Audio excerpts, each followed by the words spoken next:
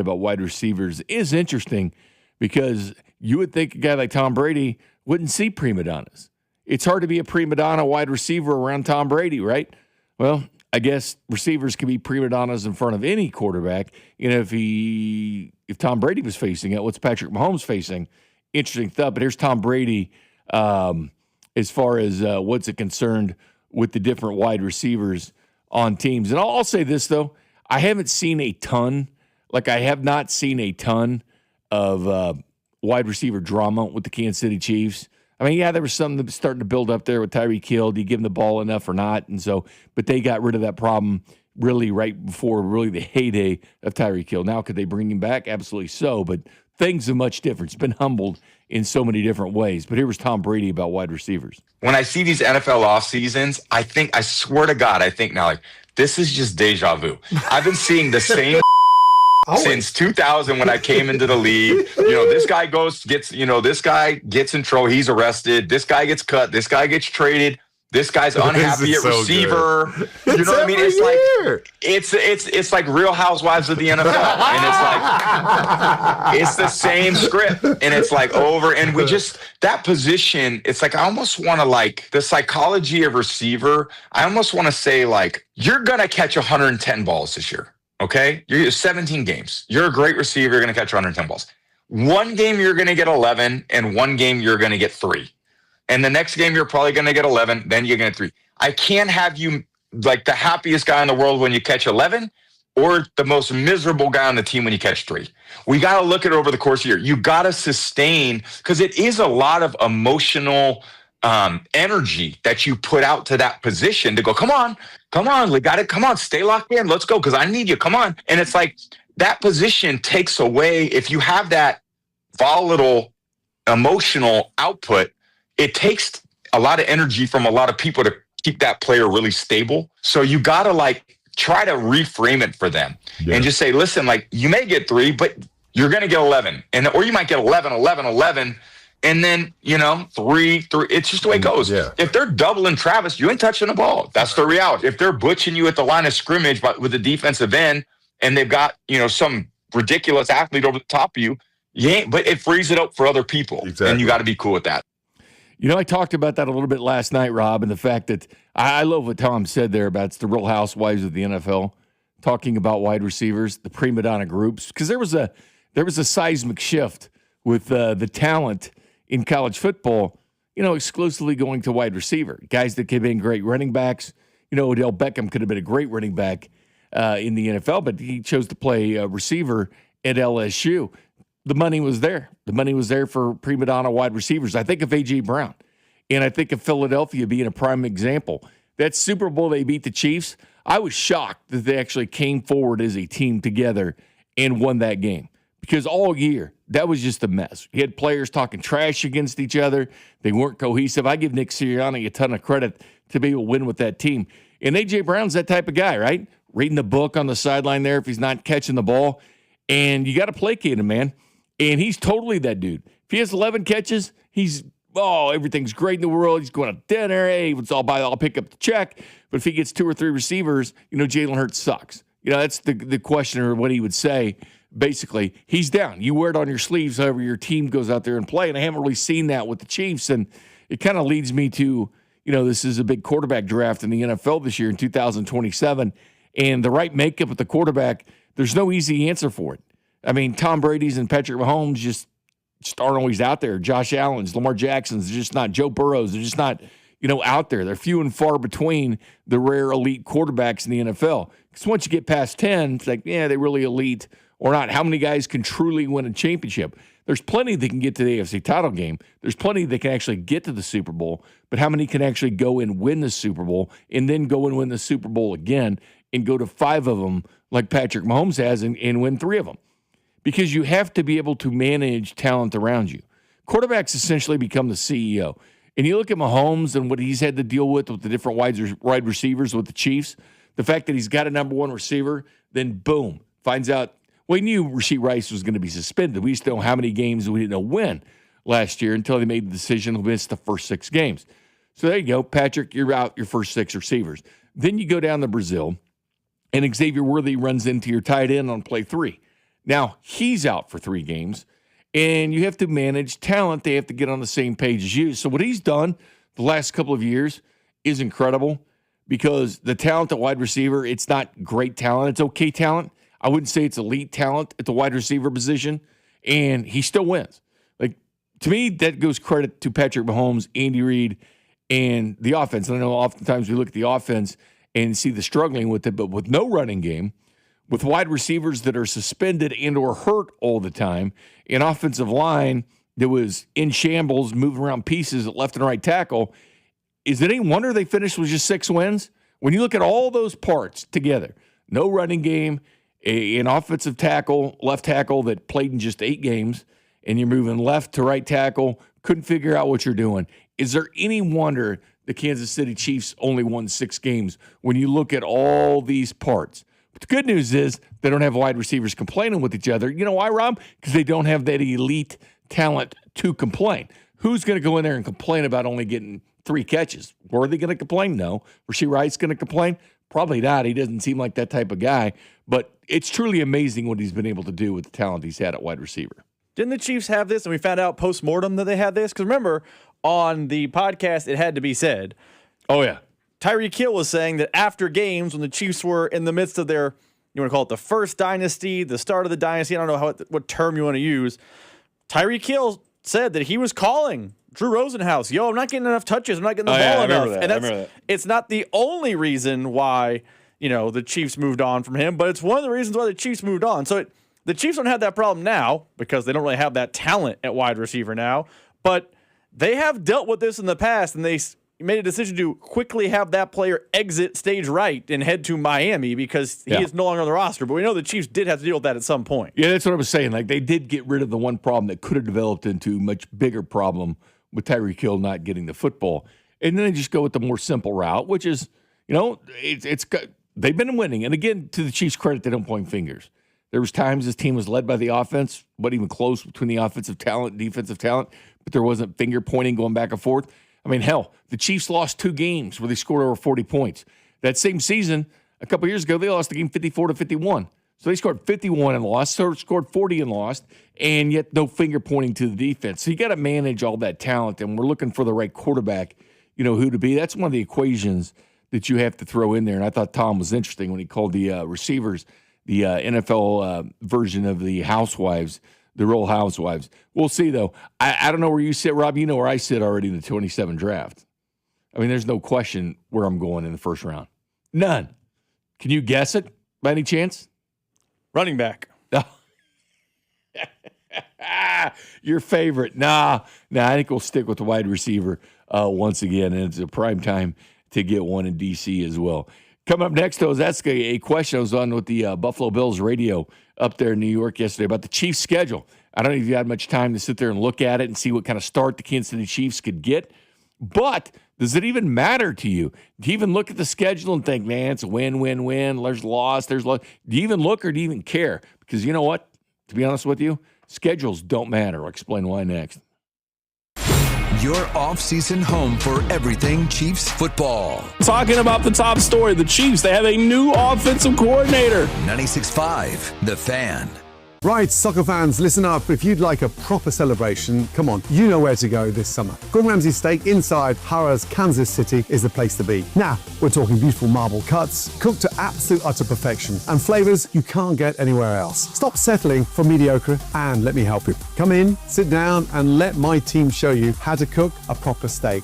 Now, 21 or older to gamble, know when to stop before you start. Gambling problem? Call 1-800-GAMBLER. This is the story of the one who keeps multiple buildings running smoothly day after day. Plumbing that flows, HVAC that hums, cleaning supplies that keep surfaces sparkling. That's why she counts on Grainger. With easy reordering online and 24/7 support, Grainger helps her keep the products she needs on hand. So shelves stay stocked and buildings stay ready. Call 1-800-GRAINGER, click Grainger.com, or just stop by. Grainger, for the ones who get it done. America is turning 250 this year, and Circus Sports is celebrating by offering all users in Missouri $250. Dane Hughes here, and for everyone in Missouri, all you have to do is deposit $250 on your Circus Sports app. Then play through that deposit. Once you do, Circus Sports will reward you with $250 right in your account. This is available for everyone in Missouri, new and existing users. Celebrate 250 years and find out more at circusports.com today. Must be 21 or older in Missouri. Gambling problem? Call 1-800-GAMBLER. Performance matters in intimate moments. Don't let ED ruin them. This is Jeff for Heartland Men's Health, and I want to assure you that if you're like the vast majority of guys, you don't have to suffer with ED anymore. In fact, you might be pleasantly surprised at how the right treatments could positively impact your love life. At Heartland Men's Health, our advanced medical therapies go far beyond pills. We have treatments that are effective in well over 90% of cases, and we offer specific and combinative treatments that can dramatically enhance both your performance and your stamina. You could even last up to an hour or more and bring a far greater level of intimacy to both you and the one you love, perhaps performing like you haven't in years. So call us today and find out why our advanced treatment strategies offer so much more. Your first visit is just $99 and gets you blood work, a medical consult, and if medically advised, a test dose. And if that test dose doesn't work in the office, your visit is free. Call 844-447-6600 or go to heartlandmenshealth.com. Heartland Men's Health, advanced medical science to improve men's lives. Conservative, family man, author of The Bald Plan to Reduce Property Taxes. Listen to Scott Schwab. Property taxes are killing Kansans, but one day it hit me.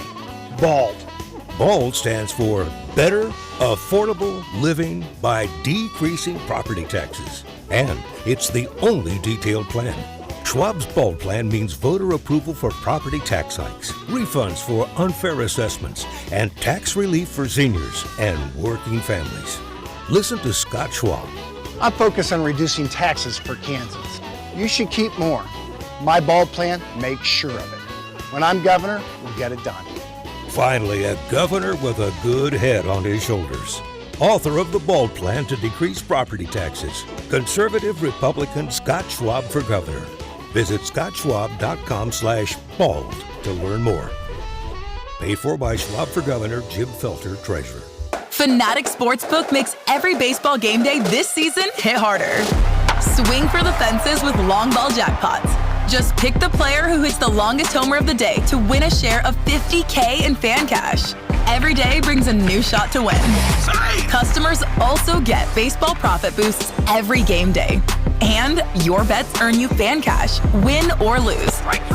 To spend on merch, tickets, exclusive experiences, and more. Go deep this baseball season and download Fanatic Sportsbook today for the best baseball betting experience each and every game day. Fanatic Sportsbook.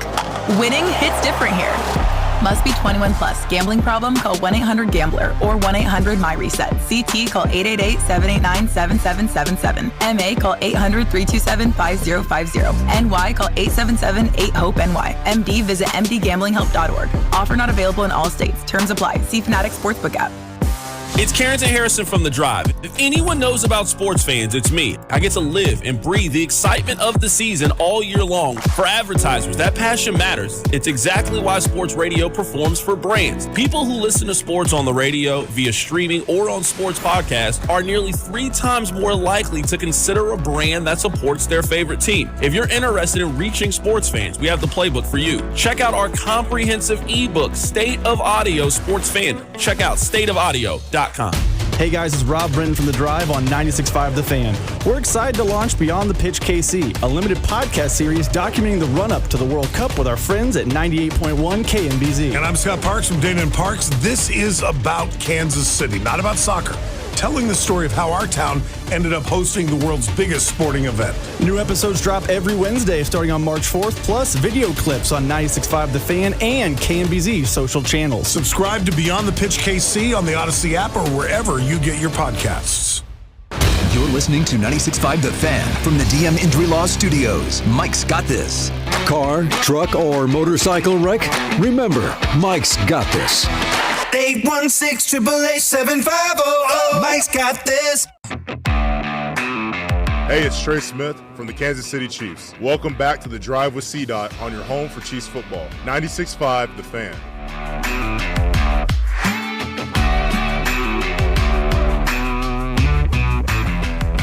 Welcome back to The Drive. Jay Binkley, Rob Britton. Carrington back on Monday.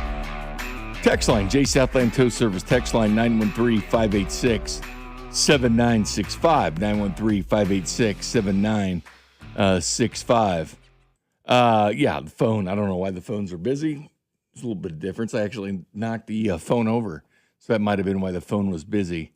Not sure why anybody's calling. We didn't call for any calls, did we, Rob? To know the phones are busy? Not on this show. Yeah. Well, we just got a text that the phones are busy. It didn't mean, well, anyway, just accidentally knocked it off the hook. So, whatever. Worst to first in the NFL. People were talking about the Chiefs' schedule, and I never really thought about it. I mean, obviously, when the schedule comes out, you start looking at it, but I'm not one of those guys, believe it or not, as much as I like the schedule and the schedule release and when it comes out. I much rather care who you're playing, when you're playing, how much rest you have in between, and what does the finality of your schedule look like? What's it look like in December? Do you have a bunch of home games? Are you traveling to just a bunch of cold games when you come down to it? Like, for example, this December for the Chiefs at L.A., perfect weather. In December, you're in Los Angeles facing the Rams in SoFi. Then you're at Cincinnati December 13th. Who knows what that can be? That's a coin flip on if that's going to be bad weather or not. That's the one game that could be. You get the Patriots at home. Who knows what the weather is going to be on December 21st in Kansas City. The 27th, they're at versus San Francisco in Kansas City. So in the month of December, 2 home games against the Patriots, then San Francisco before road games in December in L.A. and Cincinnati. And they do finish the season at the Chargers and versus the Raiders. But it starts off with Denver at home, which, is debated. Should they play Denver in Kansas City or in Denver? Where would you rather see the game played? And I know the Rockies will play the same night in Denver, and Denver fans got in the fetal position and started crying that they won the division and they should have the game in Denver. First of all, there's no right at all to have the game at home if you won the division. There's no rule that says if you won your division, you should have the home game. As a matter of fact, the Chiefs have won. What did they win the division? 9 straight years? I think it was 9 straight years they won the division, the AFC West. I mean, it was an insane run. And they opened the season on the road several times throughout that stretch. Hell, they played in the Super Bowl, and they started the season in Brazil.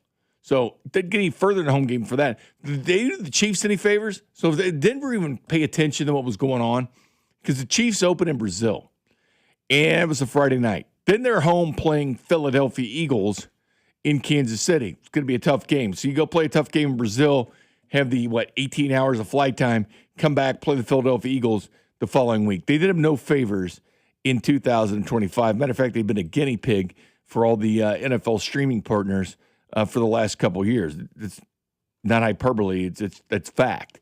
They have been. They've been the first ever game on many of these streaming platforms as it is because they want the Chiefs, because 4 of the top 5 games are Kansas City Chiefs games last year. The Kansas City was the number 1 market in soccer every time Team USA played. Kansas City people like to watch TV and vote to get All-Stars in. That's something that they like to do.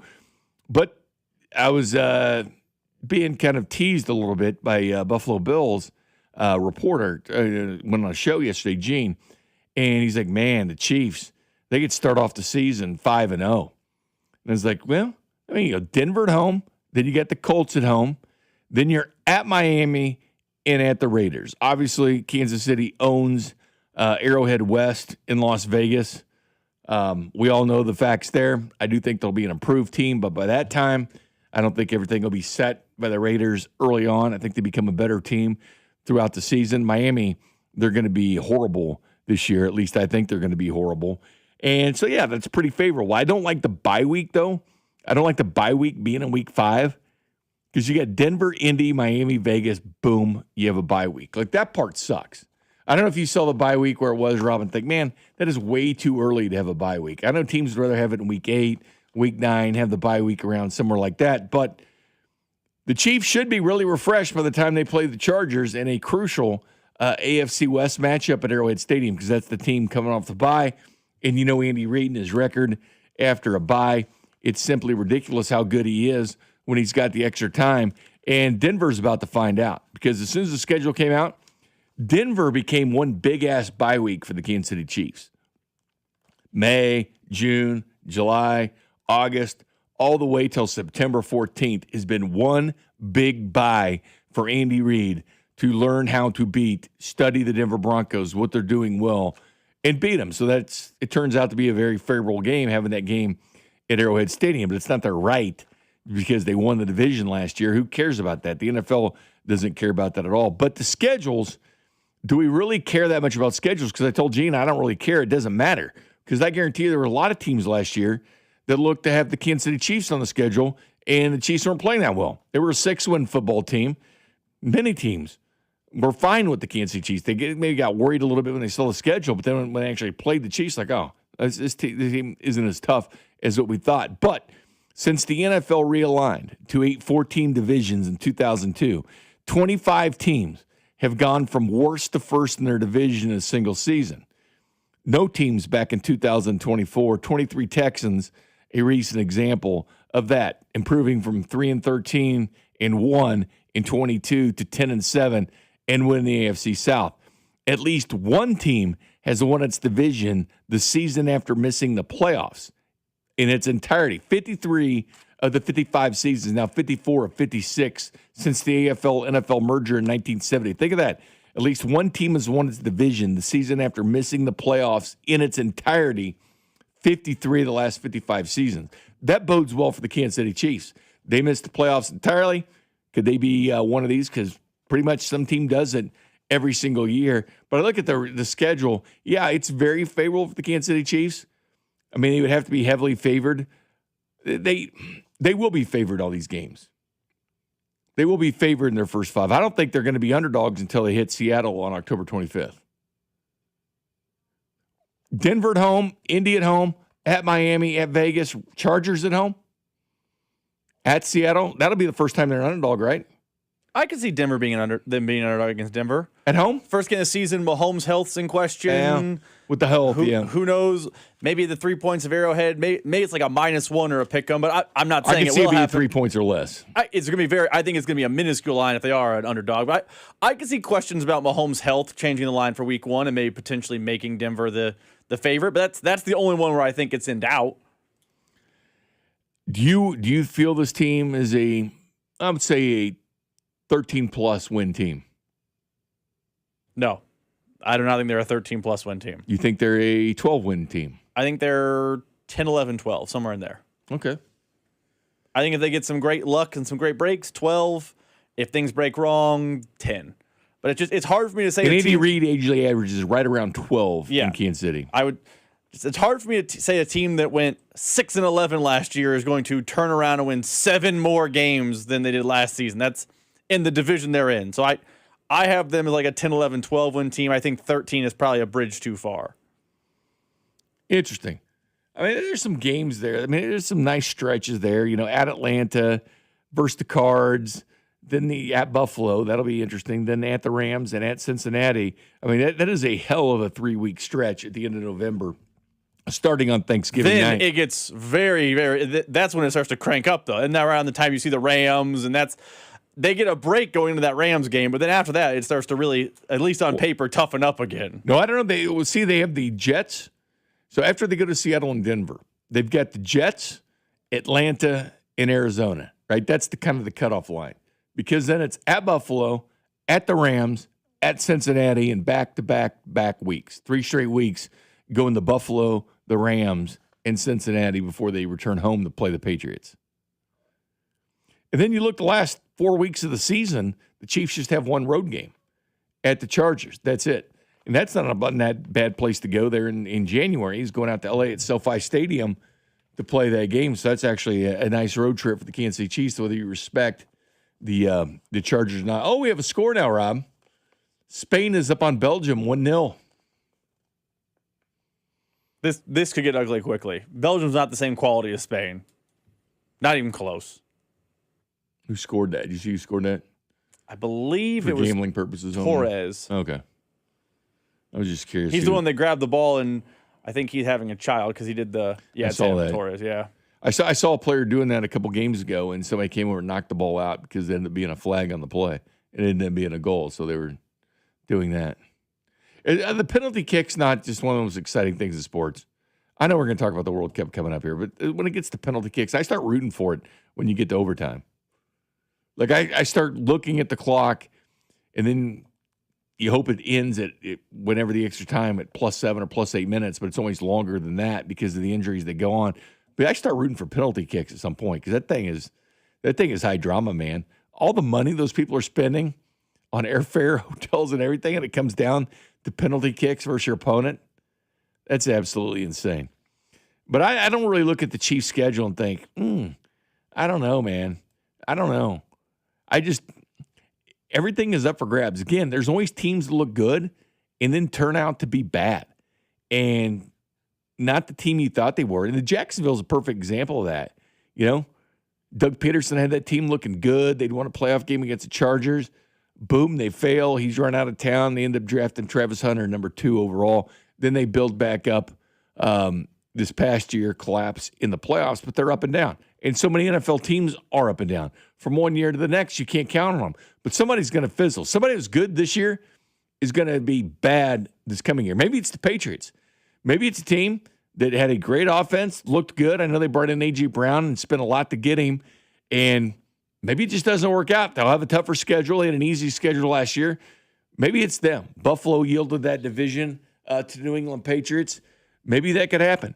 You know, maybe it's Jacksonville. You know, being 13-4 last year. I don't see Jacksonville being 13-4. I don't think they're sniffing 13-4. But there will be a last place team to win the division.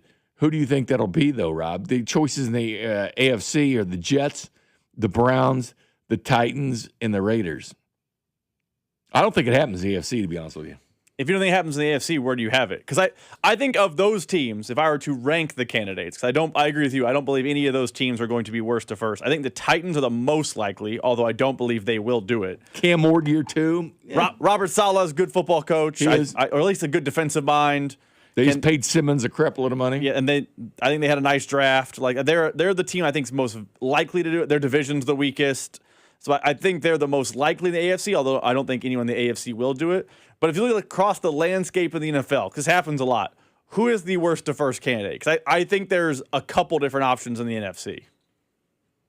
The NFC is much, much different. The candidates will be the Giants, the Lions, the Saints, and the Cards.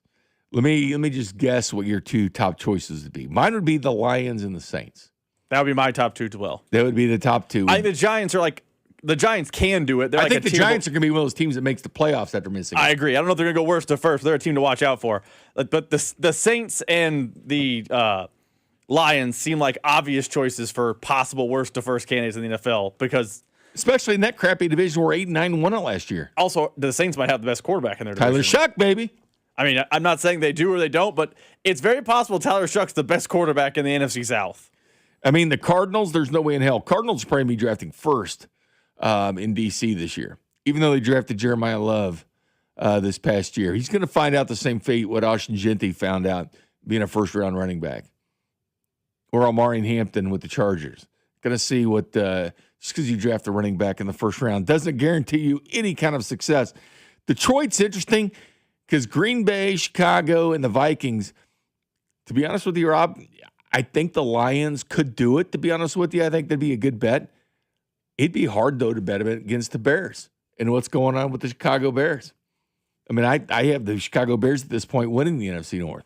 Yeah, the Lions would be a good candidate, out of these teams to win it, but are you looking at the Bears better than the Packers and the Vikings? I know I still am. Bears won it last year by 2 games. Can they win it again this year? I think they can. I think they can. Luther Burden's really. I don't think it's going to be because of Luther Burden. I think it's just Caleb Williams is a star. Yeah. But I don't know, man. It felt like there was a slight regression from the Lions because they lost Ben Johnson. Their offense, they fired their offensive coordinator mid-season, and they were kind of a mess at times. But they're the kind of team that Dan Campbell and Jared Goff have always been good since they've been there. There's been one really bad year. I think that was year 1 for both of them.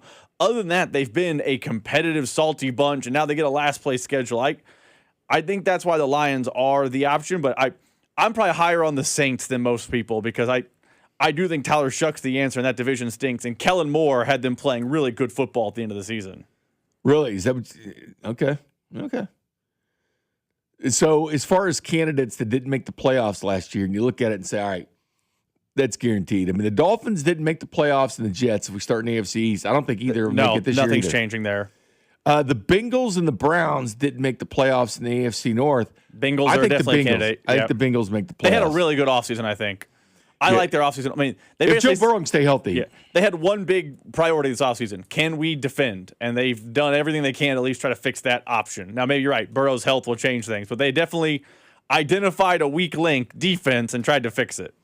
The funny thing is the AFC South, the Indianapolis Colts. Remember everybody loving the Indianapolis Colts early in the season? Danny Dimes. Then they put all their faith in Danny Dimes. You make a trade for Sauce Gardner because you think you have your quarterback figured out. Now they got to figure out a way to, I guess, go forward with Daniel Jones. I have no idea what they're doing. They're in a mess.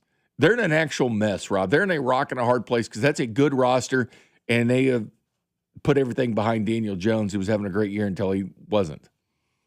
So the Colts and the Titans didn't make the playoffs in the AFC South. Did the Colts? I mean, the Colts are 8-9. I mean, they were on the fringe of making the playoffs last year.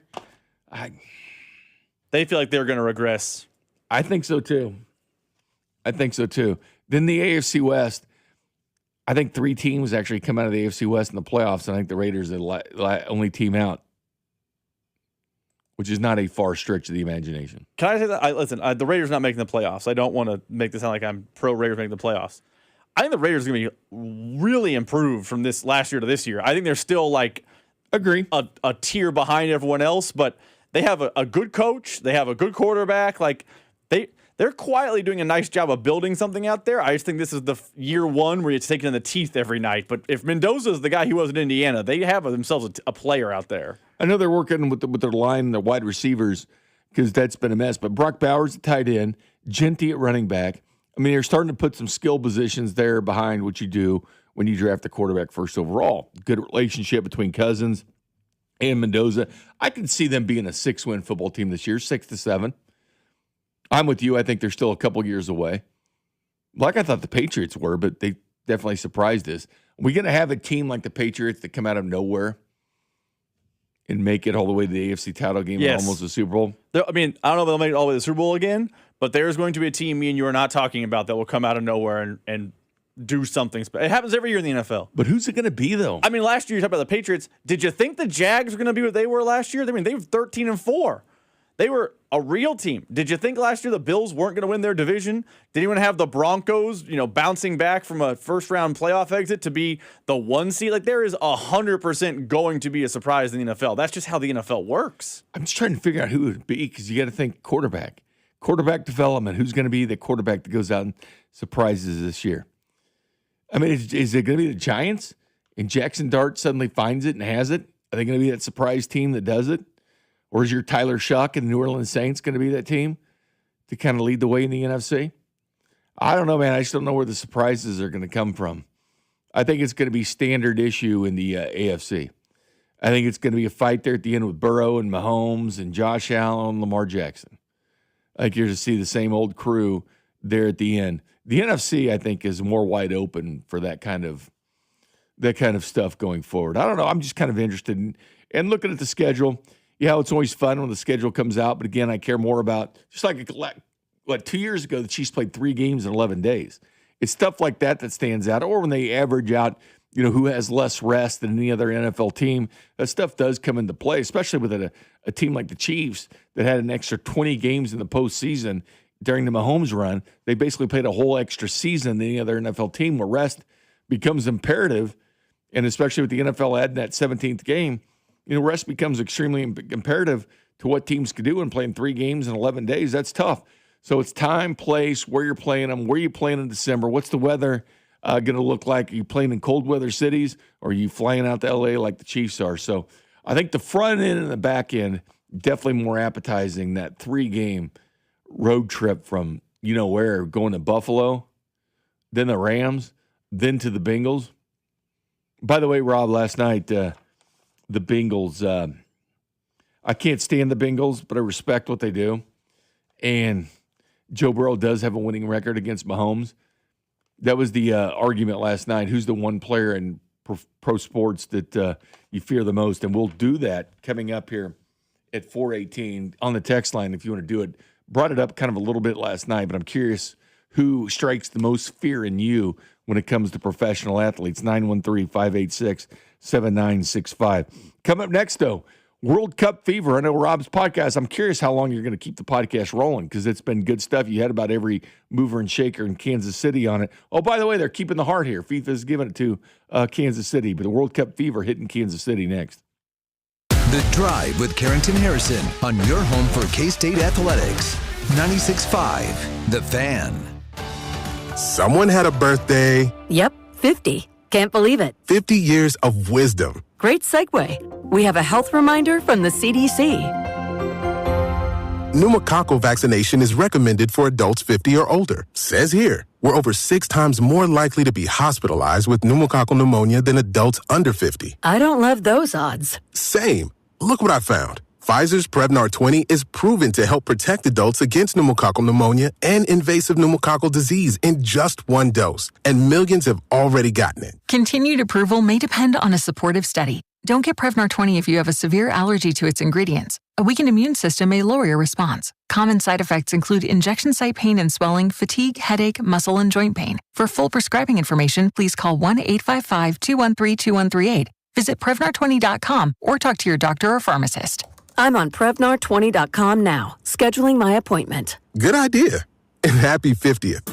That wreck really took everything off track. Can't work, can't help with the kids. The bills are stacking up. Then stop waiting. Call the Car Crash Kings, SWL Injury Law. Car crashes, that's what they do. Yeah? Yeah, they go to work so you can get your life back and get paid what you're owed. Don't get pushed around. Visit us at SWL Injury Law today for your free consultation. We're the Car Crash Kings. It's what we do. Visit SWLinjuryLaw.com. The choice of a lawyer is an important decision and should not be based solely upon advertisements. And Doug. Limu and I created a trick to help you remember that you can customize your car insurance and save with Liberty Mutual. You see, the shirts Limu and I wear are yellow, and yellow is the color of lemons, and lemons grow on trees, and trees provide oxygen, and oxygen helps us breathe, and breathing is how you live, and you can live more life when you save money by customizing your car insurance. I agree, Limu. It's really quite simple.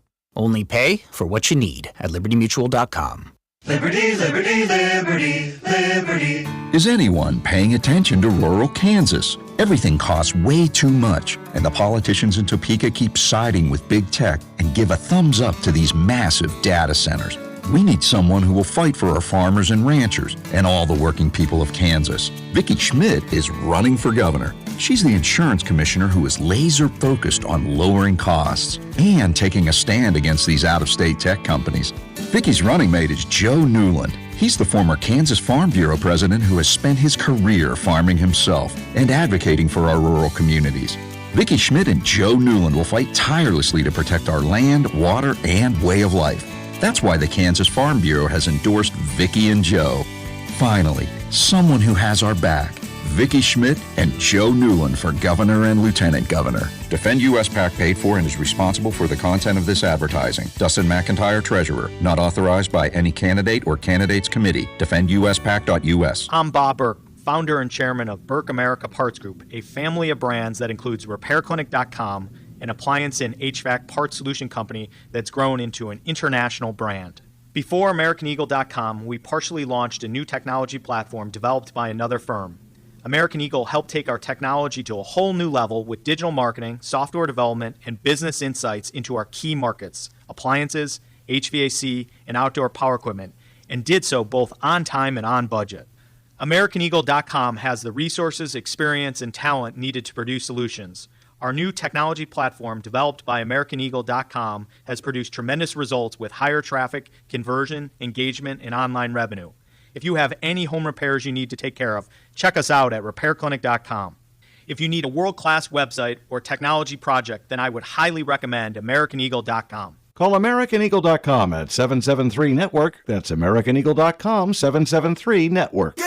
New Game Plus with Oxy makes your laundry smell incredible and fights stubborn smells, like the ones your dog Biscuit brought into your freshly made bed last night. But you wash that all away with Game. And now you're drifting asleep to the scent and sound of waves. Nope.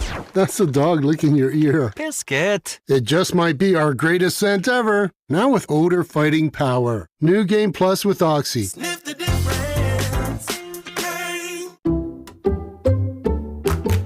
You like saving money, right? We all do. That's why Allstate just lowered the price of car insurance. Not, but wait, there's a catch. Lower. Actually lower. So if you're shopping around or just want to see how much you could save, check Allstate first for a new lower auto rate that could save you hundreds. You're in good hands with Allstate. Not available in every state. Only applicable for new auto insurance business. Rates will vary by several factors, including how you purchase the policy. Potential savings vary. Allstate North American Insurance Company and Affiliates, Northbrook, Illinois. This afternoon, expect showers and thunderstorms with a high of 87. Weather brought to you by Capital One. Capital One offers no fees or minimums on checking accounts. What's in your wallet? Terms apply. See CapitalOne.com/bank guide. Capital One NA, member FDIC. Bet365 presents Odyssey Sports Midsummer Baseball Showcase Special from Philadelphia, Monday, July 13th, starting at 9 o'clock. Bet365, where winning is everything. Download the Bet365 app and lock in your picks before the game begins. Must be 21 plus. Gambling problem? Call 1-800-GAMBLER. Available in select states only. This is 96.5 The Fan, your home for Chiefs football.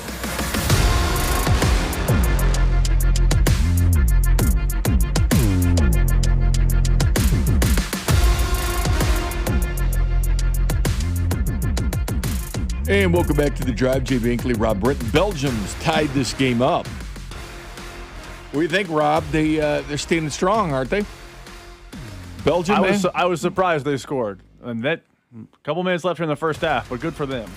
Spain hadn't lost in, 34 straight matches? They've had some draws and stuff, but in the international competitions? I mean, they've been on, quite the rolls in international play. This is the first goal they've given up this tournament. Yeah, that's right. The first one they've given up. So that was a shock when you're playing a team that's not giving up a goal yet. And you think, are they going to give up more than just one goal in that situation? So your newest podcast this week, you and Scott Parks do for the World Cup, which angle did you hit this week? Because I know you hit them all. We talked to Eric Graves of KMBC 9 News about how Kansas City has really risen to the occasion and done a good job with the World Cup as far as transportation, security, handling a fan fest, logistics. It feels like it has been a win for the city. I'll say that as well. And, there was a lot of worry. There's a lot of talk about it through the years and the last couple of years, how Kansas City's going to handle it. But haven't they handled it well? Because I think the first litmus test that we saw was the All-Star game back in 2012. People doubted if Kansas City could, host the All-Star game, be in the vicinity is so far away between the two, staying downtown and going out to the stadiums, but went off without a hitch. No one really complained about it being in Kansas City. So that was really a first test. Handled the NFL draft well. And then opening night for the World Cup, the first game, you saw some traffic snares, some flare-ups. What did they actually do, Rob, to alleviate the traffic? Because I know they let the parking lots open 4 hours before, but the gates to the actual stadium would be 3 hours. Did they change that at all? Because I know we haven't seen the issues. So I haven't been able to delve too deep into the actual logistics of what they did, but what I know is the people Kathy Nelson, Pam Kramer, Mayor Q, if there's a local dignitary who is importing in this World Cup off, they, as part of KC 2026, sat down and went to FIFA and said, here is what's going wrong. We handle events at Arrowhead all the time. We handle transportation to Arrowhead all the time. We get people in and out of the game all the time, no problem. Here are the things you are doing that is wrong, and here are some fixes that can improve it. And ever since they went to FIFA and said, make these improvements, the improvements have been made. I think they've adjusted the bus system. They have more running. They're running faster. They're running earlier and earlier. I do think the credit where credit is due. Transportation was an abject disaster for Argentina and Algeria, and since then you have heard no complaints, no problems at all. And I know that the next game, Game 2, was on a Saturday, and it went smoother, but of course it is because you're not. I believe all the games, even the weekday games, have gone. I think it's been mostly Saturday since then, right? Unless I'm forgetting one. Netherlands was on a Thursday, but it was earlier too, wasn't it? A 5 or 6. It was 6 o'clock on a Thursday. But outside of Argentina and the Netherlands, all their matches have been on Saturdays or weekends where traffic is just different. It's much different at that point. But to be honest with you, they found out what the situation is. It reminds me of Morton Amphitheater. They had the same deal. Their first concert they had there at the new amphitheater in Kansas City. Then they changed their pattern. They apologized to everybody, say we didn't have it right. It was our first concert, and they went ahead and fixed the traffic flow getting into and out of the stadium. But I'll be honest with you, Rob. Did you expect this to go off like this? I know there's some businesses that didn't get all the business they were counting on, but, I'll remind them, too, it's a lot of people from the outskirts. Like, here's the thing with people traveling to Kansas City. A lot of them don't rent cars. Well, they obviously don't. They use Uber and they use mass transit. Mass transit's a big thing, and it's why a lot of things that are happen downtown, because you get downtown, the location, it's easier logistically to go to all the different places. But if you're on the outskirts, you better give people a real reason to get out there. And so we haven't seen that quite as much. I don't know about you. I mean, obviously the show's in the suburbs. We're not downtown doing it, so you don't see the ins and outs, the daily deal. You've been down there messing around from time to time. Have you noticed anything? You noticed the large international fan contingent? I mean, I can understand the fans of the teams playing being here, but I can't imagine a lot of fans just of the World Cup being in Kansas City, or am I wrong? Did they travel from Philadelphia and wherever just to see games? So Carrington was talking about this because he does live downtown, and the way he described it was downtown has the buzz of a Big 12 tournament. You see soccer jerseys everywhere, whether that be Argentina, the Netherlands, one of the teams actually playing, or just people in soccer jerseys. You feel there's a hype and a buzz around Power and Light. The streetcar stops are more full of people downtown. Coming to and from FanFest. My brother lives in the Plaza. I've gone down and visited him. The Plaza, there's an extra there's an extra crowd, there's an extra juice going on from the Plaza. So, I think you can feel it in those parts of towns. Where you live, where I live, where we work, we don't feel it the same way. But there's definitely something happening downtown. Now, whether it's all international travelers, I don't know. I've been down there a couple of times. I didn't poll everyone, but there are more soccer jerseys and more soccer energy. But that doesn't mean that it's, this person is from Argentina and this person is from Colombia. It could just be a person in a Colombia jersey for the weekend. And did Kansas City deliver? Hey, it gave you something to think about. It gave you something to talk about, to be honest with you. Because with the Royals season to being what it is now, if the Royals were red hot right now in the last couple of weeks, last month, playing good baseball, that certainly takes your attention. And we all kind of laughed about that the Royals didn't really carry you to the NFL draft. And then all of a sudden you get this summer. We're sitting here, the World Cup's in its quarterfinals, still a game at Arrowhead Stadium tomorrow night. Today, we are 2 weeks from quarterbacks and rookies showing up to St. Joe. 2 weeks. Now, I get it. You can't go to practice till 29th for season ticket holders, or the 30th for open practices to public, but the team will be there. Training camp does begin in 2 weeks from today. In 2 weeks from today, I'm sure Rob will have audio of Andy Reid standing outside the porch steps talking about Travis and Taylor's wedding. Because I guarantee you that question will be asked by people, and you'll hear his reaction to the wedding up there. You'll hear his thoughts about going away for training camp. Just the same questions you get in each and every year, but he will be on those porches, and the guys will be carrying in the video game systems and everything else. Rob, have actually heard of quite a bit of people talking about people that didn't even really care about soccer. I've heard them talking about, does this parlay itself over to the MLS? I have my doubts on that. But I will say, I think people have thoroughly enjoyed it. The text line and everything, so he says, I'm not going to enjoy it, that I probably don't care that it's on. That's far from the truth. I've actually, surprisingly, really liked watching the World Cup games, Rob. I don't know if that surprises you or not, but I've actually enjoyed watching it. I'm happy you enjoyed it. I definitely didn't think you would be someone that enjoyed it, because and I did. That's just not your sport, but I think part of the reason you've enjoyed it is, as we watch this tournament, the stars are stars. You're not, let's put Pulisic to the side. The biggest names in the sport have absolutely delivered. So people like you, or even Carrington, who before the tournament I was like, hey, keep an eye on these 5 players. Those 5 players are all balling out. It makes it very easy to watch. It wasn't like you had to keep your eye on some dark horse. No, Harry Kane's scoring goals. Erling Haaland is scoring goals. It's not the under the radar types. And that's the thing. I think as sports fans in America, you like that.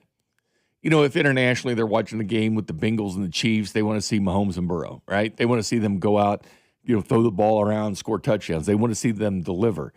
And with soccer, what do you do when Argentina comes on? Messi played for Argentina. So I want to see Messi play. And he has delivered every single game and scored in every single game. And it has not disappointed you. Maybe you want to watch France playing and you want to see what Mbappe's doing. And he keeps scoring goals, and that's fun. Or Erling Haaland, the big Viking from Norway. You tune in, this guy's just doing unreal things out on the pitch, and it's fun to watch.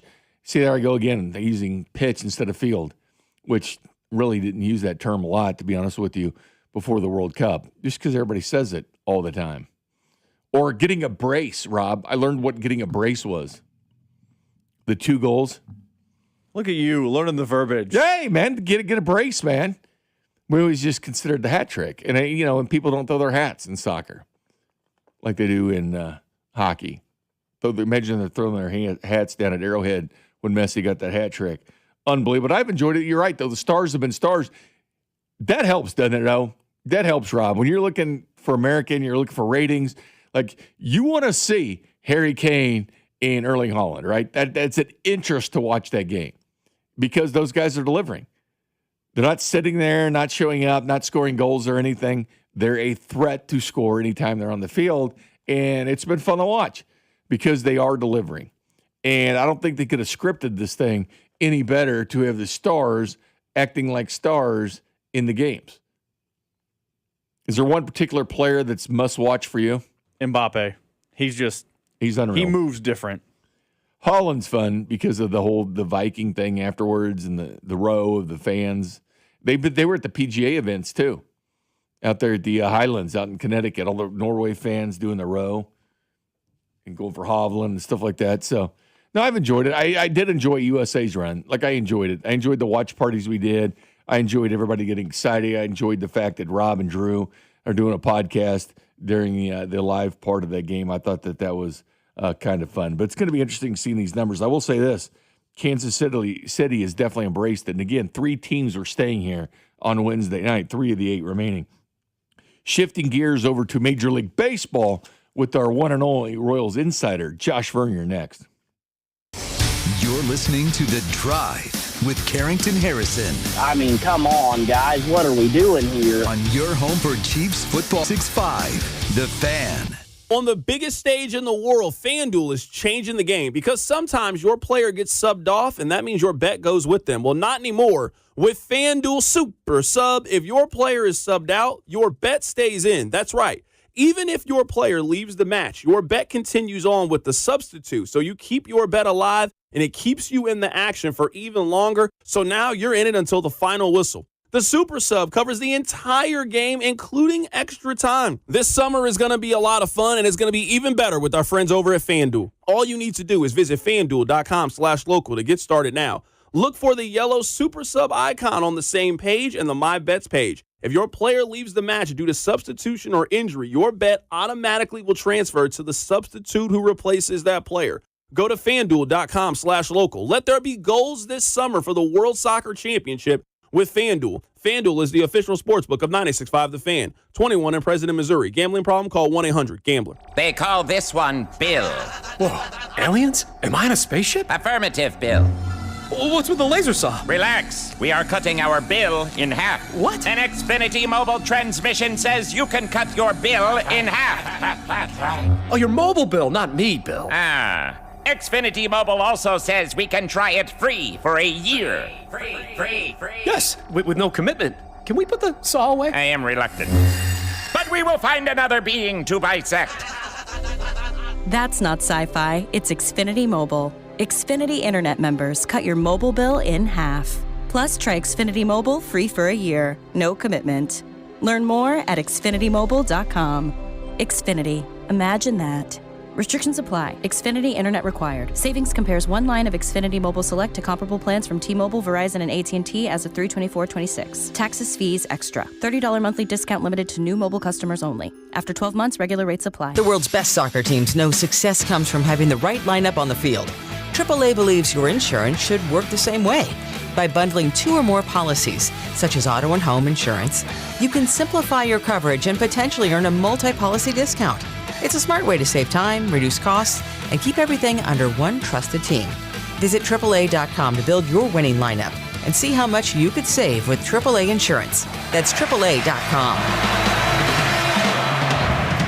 If you're looking for a new job and to work for a great local company, Gann Asphalt and Concrete is hiring.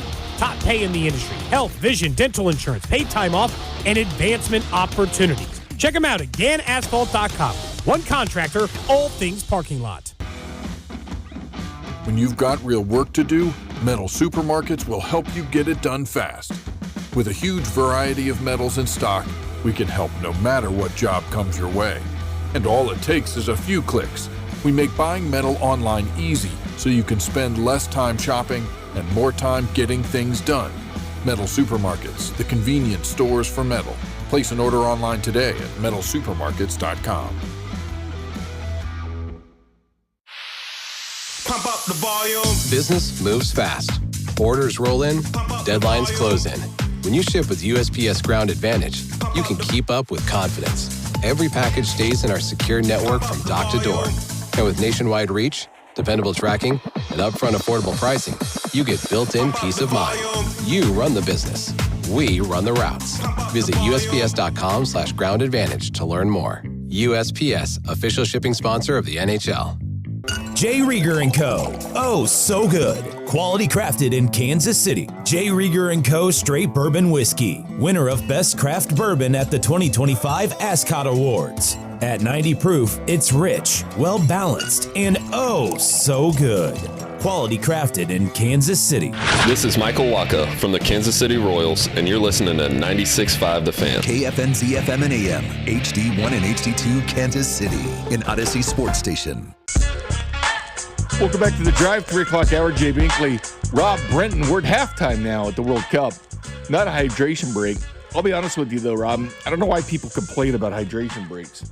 I heard CDOT talking about it and stuff like that. I absolutely love it, man. You're sitting there watching soccer for 25, 26 minutes, and nobody scores. You get up to grab a beer. You sit back down, and somebody scores. Like, what the hell, man? I've been sitting here watching this whole thing, and somebody scores. But somebody that enjoys a good hydration break is Josh Vernier, our Royals insider. What's up, Vern? There's been a lot of hydration breaks after the post-game show lately. Has there been?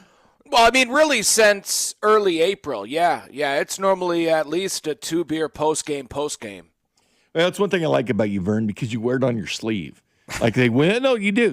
They win, they lose. I mean, it bothers you, and that's good because it takes. It's not good for my addictive personality. Well, I'll compliment you for once because usually I go the opposite.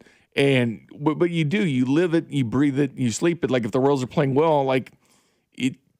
You love that. Or if they start to play bad, it starts to wear on you. That's a nice way to tell everybody that I have been a miserable SOB to be around, to talk to text with. Yes, no question about it. But you got married during this time as well, so that's good. What are you talking about?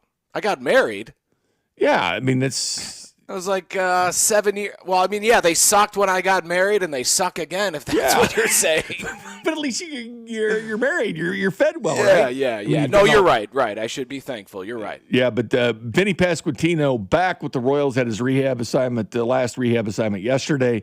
Not in the lineup tonight in Baltimore. I expect to see him probably tomorrow. It's Avila and Brandon Young pitching tonight. Expect to see Vinny back, but just your thoughts on throwing Vinny back in this lineup. Can he stay hot like he did last summer and continue that? Because we've got some other guys in this lineup that looking pretty good at this point.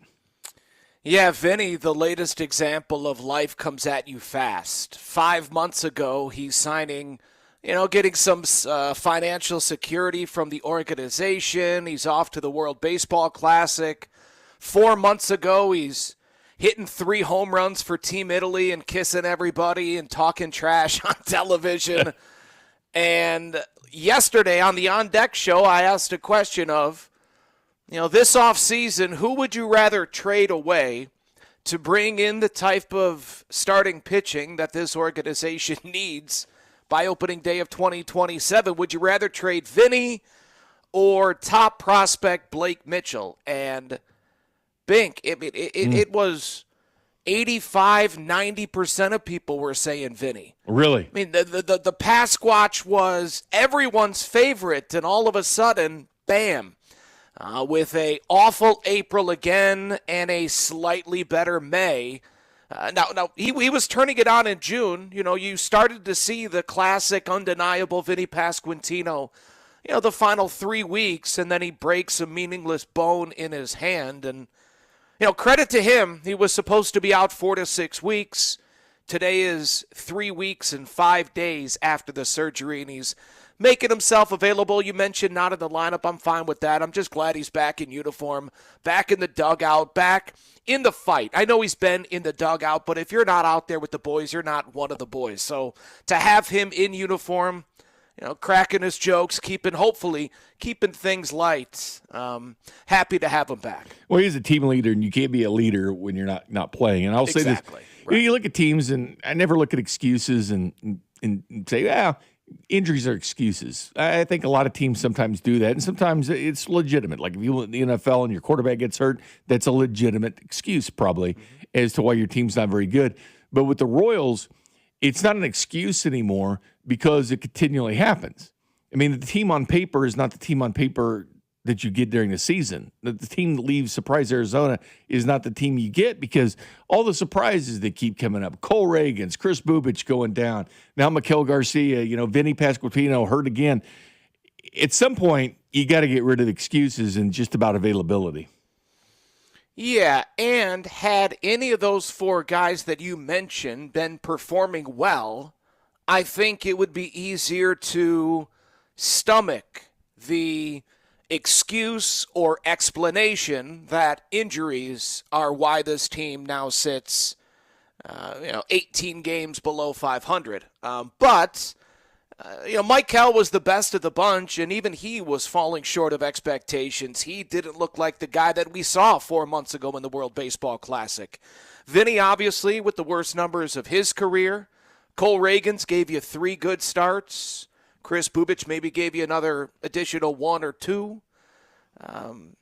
No, if you would have told me that at the beginning of the season, that you're going to get nothing from Reagans, nothing from Estevez, from Bubich, Maikel's going to fall short, Vinny's going to fall very short of expectations. No, I wouldn't be surprised that they're 18 games below 500.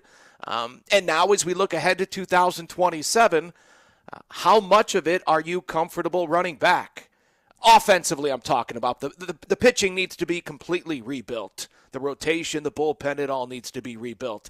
But offensively, it's always funny, Bink, and, you've done it. We've all done it. We all have our favorite Royal of our lifetime, those few Royals that we thought were going to click, and it just never happened. But, over the past few weeks, certain factions of the fan base are finding themselves enamored with Tyler Tolbert or Nick Lofton or Michael Massey or Isaac Collins. And, you start going down those roads and you're saying, okay, so you like those guys. You like Bobby and Carter and Cags and you're happy with Mike Cal. Salvy's not going anywhere. Are we bringing back the same offense next season? To me, you can't. No. So that's why, to me, there needs to be, and to go back to the Vinny or Blake Mitchell question, to me there needs to be an uncomfortable, painful trade that happens. And to me, that can only happen in the offseason, a truncated offseason, certainly because of the lockout. But, to rebuild this rotation, to present a 1 through 5 on opening day of 2027 that looks anywhere near a playoff rotation, it's going to take a drastic move this offseason from this Royals front office, and I think that's the route they have to go. Yeah, that's why you just don't get excited about guys like Tolbert and stuff like that. Sure, it's great, but you know what? You're happy for them. Yeah, happy for them, but Major League players make adjustments. And it's those, and they're all talented. They all all can have their moment in the sun if you give them enough opportunities. They're talented ball players, all of them. Well, it's the ones that make the adjustments. Like Whit Merrifield came up, was a hot player, at the time. Teams made adjustments to him, but you know what? He struck right back. Like he came right back at you. So some guys can do it, and certainly we've seen plenty of guys come up from the minors or whatever, and all of a sudden this guy's starting for the teams. Yeah. Remember the run he had with the Mets earlier this season, and people are calling the post-game show saying, look, he gets away from the Royals, and now he's No, he did that with the Royals. He's a good baseball player that, like you mentioned, can put on a show, but can he make an adjustment? It's a great point. Yeah, these players come right back at you. Keggs, obviously in the home run derby, that's going to be fun to watch. He does have 5 hits in his last 4 games. No homers. Hadn't homered since June 23rd. So it's been a little bit rougher with him as far as hitting home runs because I thought he might be at 17, 18, 19 home runs by the time the All-Star game hits. That's what I was certainly hoping for. But what do you see from Keggs lately in what he's doing? Is he going to – because he started slow, got really hot, and now he's kind of coming back to the pack again. Is it legitimate what we saw going forward, do you feel? Well, the power certainly is. Can it be consistent power? I think so. Since the start of June, batting .287 in OPS in the 900s. let's understand that stretch, that week that he had was one of the greatest 6-7 game stretches of power that this franchise has ever seen, right? Yeah. That was unsustainable. But you look at the numbers that he's putting up this season, if this is him, as you pointed out, struggling to open up the season, having a nice stretch, but that stretch was really limited to about a 2-week stretch. If that equates to a 776 OPS, which is where Cags is at right now, that's better than league average. For a 23-year-old that some were wondering on opening day, is he going to live up to that 6th overall pick billing? Is he going to live up to that Pete Alonso comp? If he has a 776 OPS at the age of 23 and outside of a 2-week stretch, nobody's really been all that impressed with him outside of his rocket left arm, I think it's real. Yeah, I think he's only going to get better because I think he has the ability to adjust, like you were just talking about. And I think we've seen that just in the last calendar year, the adjustments that he's made. So, no, I'm excited for Cags' future, and that's why you have to rebuild this pitching staff by opening day of 2027. Bink, you know as well as anybody, guys like Jack Caglione don't think about Kansas City if they hit free agency. And guys like Jack Caglione don't often hit free agency. So the only way you're going to get someone like him, like Bobby, like Carter Jensen, is by drafting them and developing them. Well, you've done it. You have 3 of them, and you have them for at least the next 4 seasons.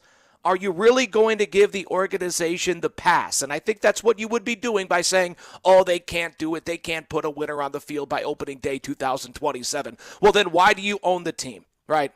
Why are we so convicted and, we got to make sure the team stays here in Kansas City? If winning isn't the ultimate priority, well, then why do you own the team? I think John Sherman is a competitor. I do think that foot's going to find the gas pedal once again this offseason, because to punt on a year in which it's Bobby, Cags, Carter, Michael, you'll regret it. We all know you'll regret waving goodbye to the possibility of the postseason with that quartet. Yeah, they need to drum up excitement. I sit there in years games at Kauffman Stadium. People are excited. They want to see the Royals. I mean, the fan base is here. Like, there are. Kansas City loves sports. They're here. And my biggest problem is this. Like, guys like Bobby Witt are elite players. Yeah, you can have good players in Major League Baseball, but to get somebody that kind of transcends the sport that's an elite player, those are few and far between. Those are hard guys to get. And they have one. They have one, Bobby Witt Jr. The other teams would roll over backwards to get a Bobby Witt Jr. You build the pieces around him. I look at Mahomes, and, you put pieces around him. That's why I've been screaming for wide receiver help for him, because you have a talented player that you have a window of opportunity to win with that player, and you build the other pieces around him, because you don't want to be sitting in a rocking chair, drinking a Falstaff in 20 years going, why did we put talent around that player? Fans. Yeah, you don't want to have that player and look back and have that cognitive dissonance and say, why didn't we make this better? Because I look at 3 guys right now and say, core. And that's Cags, that's Bobby Witt Jr., and that's Carter Jensen. Yeah, I'll probably throw Michael in there because of what they have with him going forward, and I do think there's good things yet to come with him. Vinny, I don't know. I mean, we'll see with the availability. I clearly like. Well, how about tonight's starting pitcher, Luinder Avila? He's on the fringe.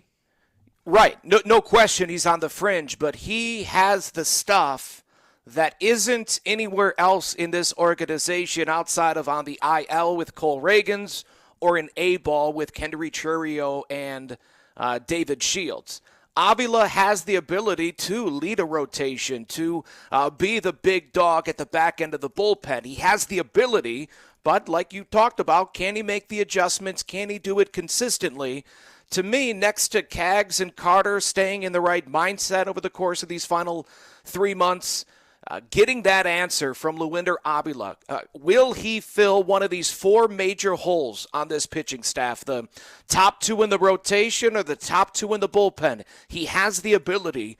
I'm hoping over the course of the next 13, 14 starts, we have an answer of, yes, we give the ball to Luinder Avila opening day 2027 as a starting pitcher, relief pitcher, Or do we have to wait to game 2, game 3? Can he emerge as the guy in this pitching staff? Because right now they need 2 guys as good or better than Michael Wacha.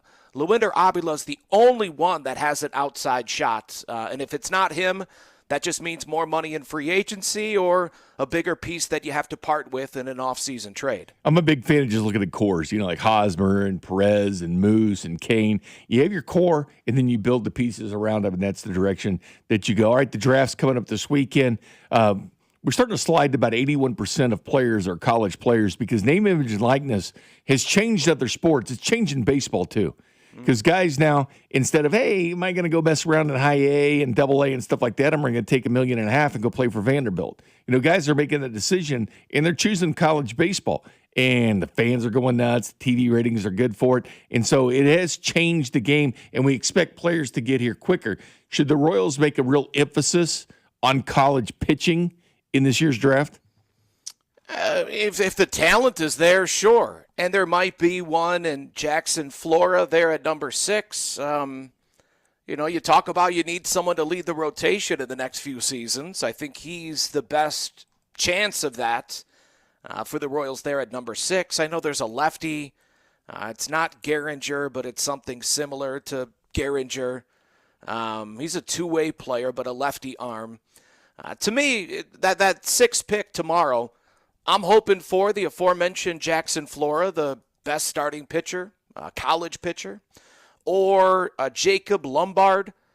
His brother's in the Yankee system. His dad played in the show. He looks like a natural. And when it comes to baseball, really when it comes to any sport, I'm always going to side on the side of bloodlines. If your old man was in the game and your brother's in the game, boy, you're going to be able to have conversations after games with people that have your best interest in mind. You're going to get advice, or as Bobby Witt Jr. always calls his dad, my cheat sheet. So that Lombard kid, to me, one of those two would be ideal for me at 6. So no, to answer your question, because Lombard's a high school kid, so I'm not tied to anything other than best player available. Yeah, well, Flora, here's the thing, though. He's coming to UC Santa Barbara. What's his arm length like, Vern? I'm kidding you. I don't know, but I guarantee they know. I mean, extension, right? The extension, the arm length. That extension's big. Stuff's important, some of these man. guys, Chris Young, it's like you're handing the ball to the catcher. Good stuff, Vern. You have the All-Star break coming up here. Enjoy Cags in the Home Run Derby. Well, we have just one player left. One player to fill because Schwarber's going to be in and out. So there's one slot, or they filled that already? One spot left. Okay. Yeah, you're right. Schwarber, Harper, those two went at it in the final back in 2018 in Washington. I'm hoping they do it. Well, yeah, I'm rooting for Cags, but Schwarber and Harper in Philly, that would be awesome. Yeah, I'm rooting for Michael Irvin being one of the broadcasters on Home Run Derby. That'll be fun. Oh, I love Michael Irvin. He is. It'll be fun. He's one of the Netflix crew. He's going to be with Warren Chiatti. I think they're going to be offside or onside. I don't know where they're going to be, but he's part of it, yes. Well, I haven't watched NFL Network's Sunday morning pregame since it's on Netflix left. now. The Home Run Derby's on Netflix. Oh, I'm aware. I can't wait. I'm happy that Michael Irvin's back. Yeah, I knew you were aware. You're always aware, Vern. Yeah, Baltimore, you get a pregame show coming up here. That's right, 5 o'clock. Your chance to win tickets to see the Padres or the Giants come to town. I got a Bobby Witt Jr. bobblehead or a Michael Garcia bobblehead coming up at 5 o'clock. What, the Vern bobblehead, buddy? No, nobody's interested in that. That's no Sasquatch. One has brought that up. No one's interested in that big ball. I think they are. I think people at the station would like it. Well, make it happen, Bink. You're the big money guy around there. Right. Good stuff, Vern, as always. We'll talk to you soon, my friend. Thank you very much. Josh Vernier, our Royals insider, getting ready for the Royals and Orioles for 3 games before the All-Star break. We can see Jack Caglione. Again, sometimes you draw on what the little things are, and that's, getting a guy in Home Run Derby because the team's in the tank and, coming off an 82-win season last year, making the playoffs the year before, taking that step backwards is tough to do. Rob and I just spent time talking about these NFL teams ready to take that step forward and just can't. We still have a tie in Belgium and Spain at this point. But coming up next, kind of build off what Vern was saying. What are the real building blocks for the Kansas City Royals? Who do you not want to see being moved, or you don't care if anybody's moved? We'll talk about that next. The Drive with Carrington Harrison on Kansas City's only FM sports station, 96.5 The Fan. On the biggest stage in the world, FanDuel is out here changing the game because sometimes your player gets subbed off and that means your bet goes with them. Well, not anymore with FanDuel's Super Sub. If your player is subbed out, your bet stays in. That's right. If your player leaves the match, your bet continues on with the substitute. Your bet stays alive, keeping you in the action longer. So if you're still in it until the final whistle, Super Sub covers the entire game, including extra time. So visit FanDuel.com/local to get started now. Look for the yellow Super Sub icon on the game page and the My Bets page. If your player leaves the match due to substitution or an injury, your bet will automatically transfer to the substitute who replaces that player. So go to FanDuel.com/local. Let there be goals this summer on FanDuel. FanDuel Sportsbook is the official sportsbook of 96.5 The Fan. 21 in President, Missouri. Gambling problem? Call 1-800-GAMBLER. You're listening to 96.5 The Fan from the DM Injury Law Studios. Mike's got this. Car, truck, or motorcycle wreck? Remember, Mike's got this. 816-888-7500. Mike's got this. One of life's greatest mysteries has finally been solved. Who let the dogs out? Spruce. It's Spruce, the weed and grass killer that's safe for use around people, pets, and bees when used as directed. Spray the leaves for visible results in just 1 hour and dead weeds in just 1 day. You spray, they play. Spruce, pet friendly, weed deadly. Find wherever weed killers are sold. And the match is about to begin. Most of the team is out with COVID-19, so there'll be some substitutes tonight. What's this? We have an unexpected guest on the field. It's a dog. Well, they could do with extra players. She's going for the ball. Are front paws hands or feet? Soccer season is full of surprises, and COVID-19 could be one of them. If you test positive, prescription medications may help. Ask your doctor if they're right for you. Learn more at PfizerForAll.com. Sponsored by Pfizer. Liberty Mutual customizes your car and home insurance. And now we're customizing this rush hour ad to keep you calm, which could help your driving. And science says therapy is great for a healthy mindset. So enjoy this 14-second session on us. I think you've done everything right and absolutely nothing wrong. In fact, anything that hasn't gone your way could probably be blamed on your father not being emotionally available because his father wasn't emotionally available, and so on. And now that you're calm and healing, you're probably driving better too. Liberty, liberty, liberty, liberty. Baseball season is in full swing, and that means the summer heat is coming. The guys at Climate Control have been serving KC homeowners for over 35 years, and they know how to get your cooling system ready to handle our scorching hot summer weather. Stay cool and comfortable this summer. Call Climate Control today at 816-265-2830. 816-265-2830 for all your cooling, heating, and plumbing needs. Don't wait. Visit ClimateControlKC.com today. Climate Control Heating, Cooling, and Plumbing. What do parents think of back to school at Staples, where 24-pack Crayola crayons are just 50 cents? Staples has folders, notebooks, and pens at great prices. I'm smiling from ear to ear. It's the most wonderful time. Mom, I missed the bus of the year.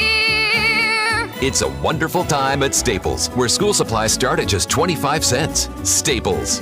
That was easy. Visit your local Staples today or shop online and in the app. Ends 9/12. Exclusions apply. Odyssey Sports is presented by ZipRecruiter. Find out why 4 out of 5 employers who post on ZipRecruiter get a quality candidate within the first day. Try it free at ZipRecruiter.com/team. How do airplanes fly?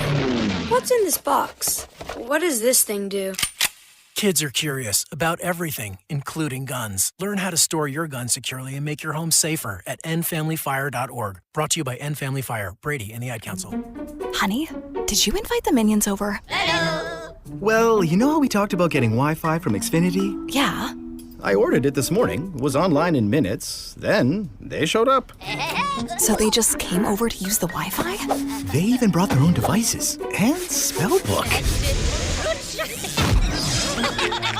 You didn't give them the new Wi-Fi password, right? No. That's good. I gave them our old one. Because Xfinity lets us keep the same network name and password so devices connect instantly. What do they want Wi-Fi for anyways?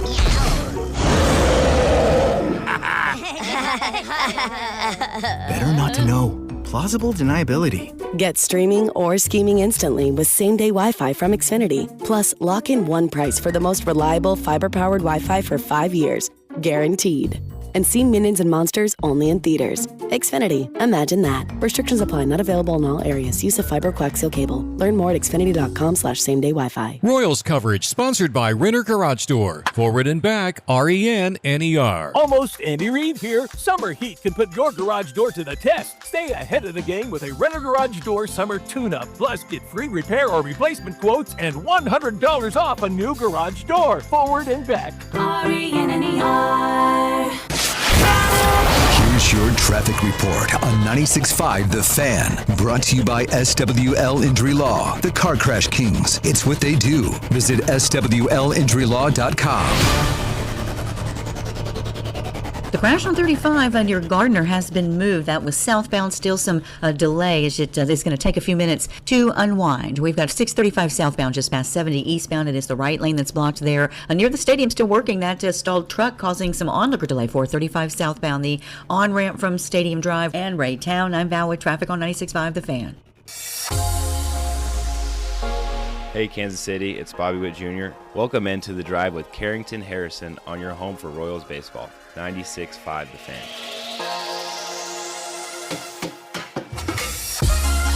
Welcome back to The Drive. Jay Binkley, Rob Brenton, still 1-1. Rob, was I watching that right? That Belgium goalkeeper take one to the parts? Because he didn't. He got in the legs. Oh, it sure looked like it, man. But he didn't flop around, though, so I assume he didn't take it there. But that was very close to being hit where you don't want to be hit with the soccer ball. We'll get to this in a little bit. But the building blocks for the Kansas City Royals, I mentioned at the Vern there, I think right now it's Keggs, Jensen, and Bobby Witt. Bobby Witt's completely untradeable to me.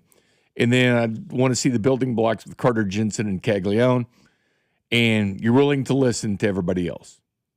You're willing to listen to Waka. You're willing to listen to Lugo, which, according to Ken Rosenthal, doesn't look like the Royals are going to move Lugo and Waka. Of course, they are going to need somebody to pitch next season. We know that is for sure. But building block, do you have a building block players where you're like untradeable to me, or is it just Bobby Witt Jr.? Bobby Witt Jr., everybody else can be moved. I got it as Bobby. I got it as Keggs. I got it as Jensen. That's probably the list.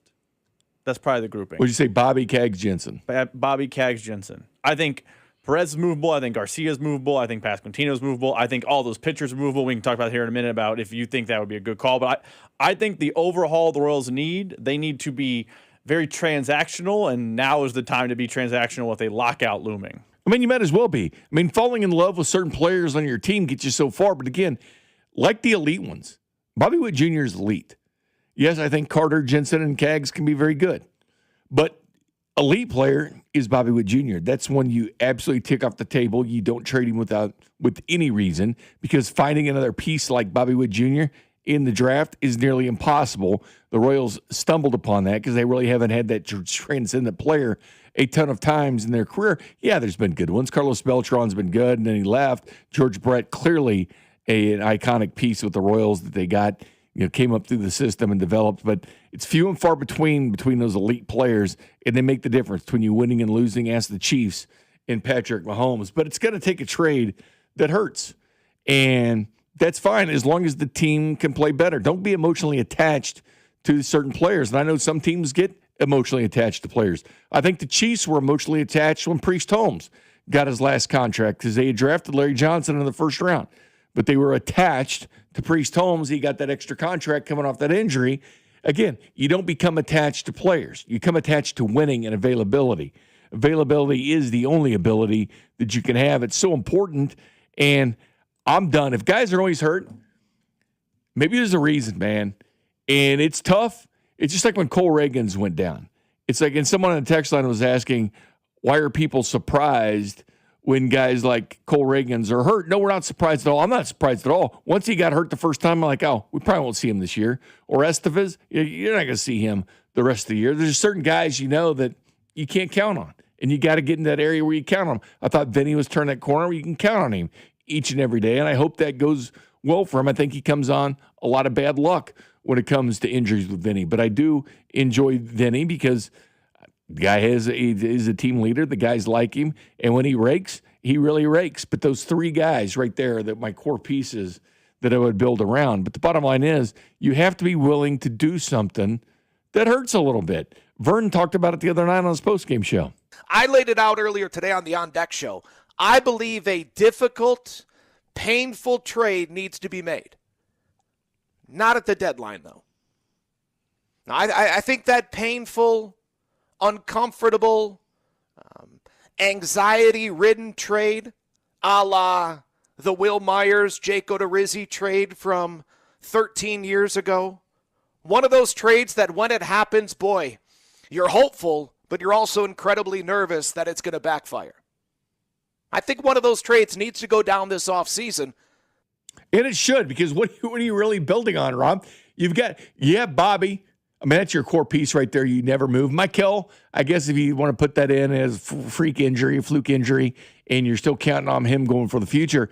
But you got to look at your building block, man. Then you put your pieces around them. Lugo and Waka is an interesting thing. Where'd that rain come from, man? All of a sudden, it's just like it's out of nowhere. It's pouring here, yeah. It was just like out of nowhere. All of a sudden, I hear this noise, and I look outside, and it was almost like someone was throwing a Coke against the window. It's like, man, it's just pouring down rain. I don't know where you're at, but it's sporadic thunderstorms around. But, man, this place just got inundated with rain. Just exactly what we needed is more rain in Kansas City. But, man, oh, man, this thing is just – I know there's sun around Kansas City. I'm sure the text line will let us know where sun is. But, man, just the monsoon happened just right at the blink of an eye here at our studios. But, no, it's going to be painful. But you make these moves, man. You don't become attached to players – managers, anybody else, because it's cyclical. Guys come in, they struggle, they leave. They get hurt, they want to get out. Finding that elite player like a Bobby Witt Jr. you do not move from and you build upon, because if you want to get better, you got to make things that are uncomfortable. Well, they always say if GMs listen to the fans, they're going to be a fan, sitting with the fans if they don't listen to that. But the other thing with Lugo and Waka, what's going to happen with them? Ken Rosenthal addressed Michael Waka and Lugo. The Royals, with Bobby Witt Jr. and Maikel Garcia signed long-term, with Vinny Pasquantino still there, with Jack Caglione coming and Carter Jensen coming on as well, they believe they can be good next year. They should have been good this year, and they're not going to tear down with Witt and Garcia signed long-term. The other problem that they have is their starting pitching is in a problematic place for 2027. Cole Reagans will not be available after undergoing the UCL repair until probably July at the earliest. Chris Bubich is a free agent. So you look at that, and then you have the challenge of not really having much at AAA ready to step in. The question becomes, okay, who's going to pitch for them next year? And that is why they would demand a massive haul to even entertain or consider trading one of those guys. Now, Lugo is not having a great year. Waka, of course, is an all-star. But I really don't see the Royals getting pushed enough to trade either of those pitchers. I don't think they do either. Because I think they look at it and they look at next year. And the shame is you've had a top 5 pitching staff despite all the injuries for the last 2 years. Like, that's where the Royals have been the last 2 years. And that's just wasted time, man. It's just wasted space going through. Haven't you felt that way with the Royals pitching? I know that I turned around our weekly bets we do with Vern, right? Or you pick something. I was going all pitching. Every single Sunday when I do my thing, it was pitching. It was strikeouts. So the most reliable thing on this team has been pitching. That's what got me back into it at that point. But Lugo and Waka, would I trade them? 100% I would be if the return's good enough. I mean, no emotional attachment to either. Are you willing to trade Lugo and Waka? I don't think they do. I don't think they do, but I would be willing to trade Lugo and Waka. 100%. Now, me and Vern see this differently, and that's fine. You know, intelligent minds can disagree.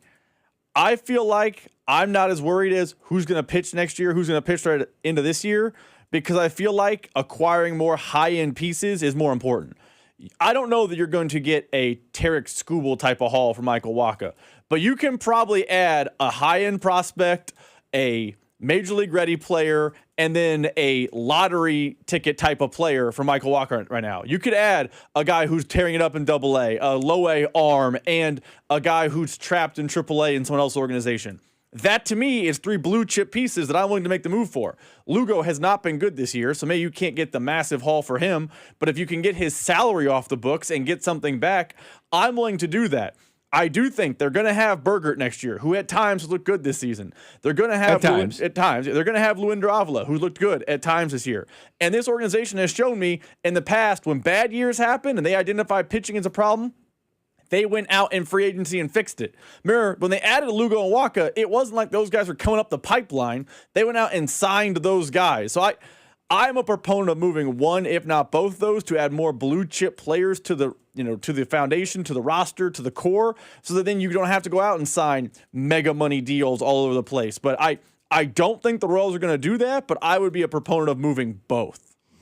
Yeah, I'm a proponent to move anything and everything. Obviously, I want to keep Keggs, Bobby Witt Jr., and Jack Caglione, but that's the core I work with. That's the core I work around. You fill pieces in around them. All right, I kind of got this game on, Rob. Why did Belgium pull their goalie? There was an injury. He suffered an injury. He apparently got caught up in the turf when he slid to make that diving save, when he slid to make that sliding save, and he had to come off. So that they're now rocking with a backup goalkeeper for the rest of the way. It's an interesting situation. I wonder how hurt he really is, because he came off the field in tears. He's an older player. It might be his last World Cup match. So that could be a difference maker for Belgium. I think it would be a big, especially as this thing inches closer and closer to PKs. Oof, man, can't believe that. But I just saw the goalie off. I was like, what the hell? They pulled the goalie. Speaking of the World Cup, did you ever hear that Channel 9 News in Denver, what they had to say about Kansas City? I have not heard that. I figured you would find this interesting, Rob. That's why I'm glad that you're here for it, because I want to get your instant reaction to this, because this is what they're saying in Denver. And I always felt like Denver was going to peacock around a little bit. You saw it with the way the Denver Broncos fans were acting.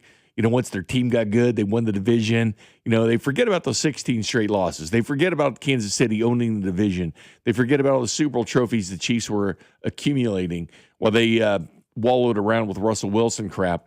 They forget about all that. And why don't we get good events in Denver? At least they can admit why they didn't get the World Cup in Kansas City, and Kansas City did. But they do take a few shots at Kansas City, and it's hysterical. Listen to this, Rob. The biggest loser in the 2026 FIFA World Cup is Denver, Colorado. The FIFA World Cup has been incredible. But the biggest question asked here in Colorado is, why are the games not being played in Denver? And seeing Kansas City host games is painful. Compared to Mile High, Arrowhead Stadium is a dump. You know what? Arrowhead Stadium is a dump compared to Cherry Creek Stadium. The Mile High City is the blueprint for events like this. Great facilities for the teams to train, hotels galore, and a massive stadium that fills up for soccer matches. Remember the Denver Summit home opener and when Messi came to town? The simple answer? Denver didn't want to pay for it. A spokesperson from Visit Denver shared to me that the FIFA World Cup's official contract requires host cities to take on all of the costs and commit to an open-ended budget. If they refused to agree to those terms, they would not be considered. And the Denver Sports Commission chose not to sign that agreement. Several states with host sites approved tax breaks and funding boosts to help out for the Cup. But Governor Jared Polis nor former Denver Mayor Michael B. Hancock approved funds or passed any legislation to help out. Denver is a spectacular sports town, but they've rejected major events like this before. Like in 1976, when Denver became the only city in history to officially deny the Olympic Games after being awarded the bid. And so, the Mile High City watches from the sidelines. So at least they took shots at Denver as well, but they had to throw Kansas City in there in the dump. What Cherry Creek Stadium? What are they talking about? I think that's where the Rapids play. That's my guess. I don't know that for sure. What's the capacity, though, there? I know that the Denver FC, Summit FC, it's one of their teams they have there. They play in a 12,000-seat stadium. What's the Denver, the Colorado Rapids Stadium hold? Cherry Creek Stadium? Is that what the name of it was? That's what he said. They could play in Cherry Creek Stadium is what he said. Cherry Creek Stadium is where the NWSL team plays. It's a 12,000-seat stadium that will become the permanent home in 2028 of their NWSL team. Where do the Rapids actually play? That's a great question. They said they play at Dick's Sporting Goods Park, Commerce City, Colorado. Capacity 18,062. First of all, the World Cup would stick their nose up at that and say, no, we're going to play at an NFL venue. It's going to have to be played at Mile High. They said it right there. They didn't want to do the proposals. It was going to cost too much money, and they didn't want to deal with it. Kansas City's willing to deal with it, and Kansas City got it right there in the mix with the Atlantas, the LAs, the Dallas, the Houstons. They stepped up and said, hey, we want the event. We're willing to pay for the event. We want it here. It's going to be good for our city, and they did it. Denver didn't. But you knew Denver would hold this in when it went to Kansas City and not Denver, and they are holding that down. And Kansas City's been a great spot for it.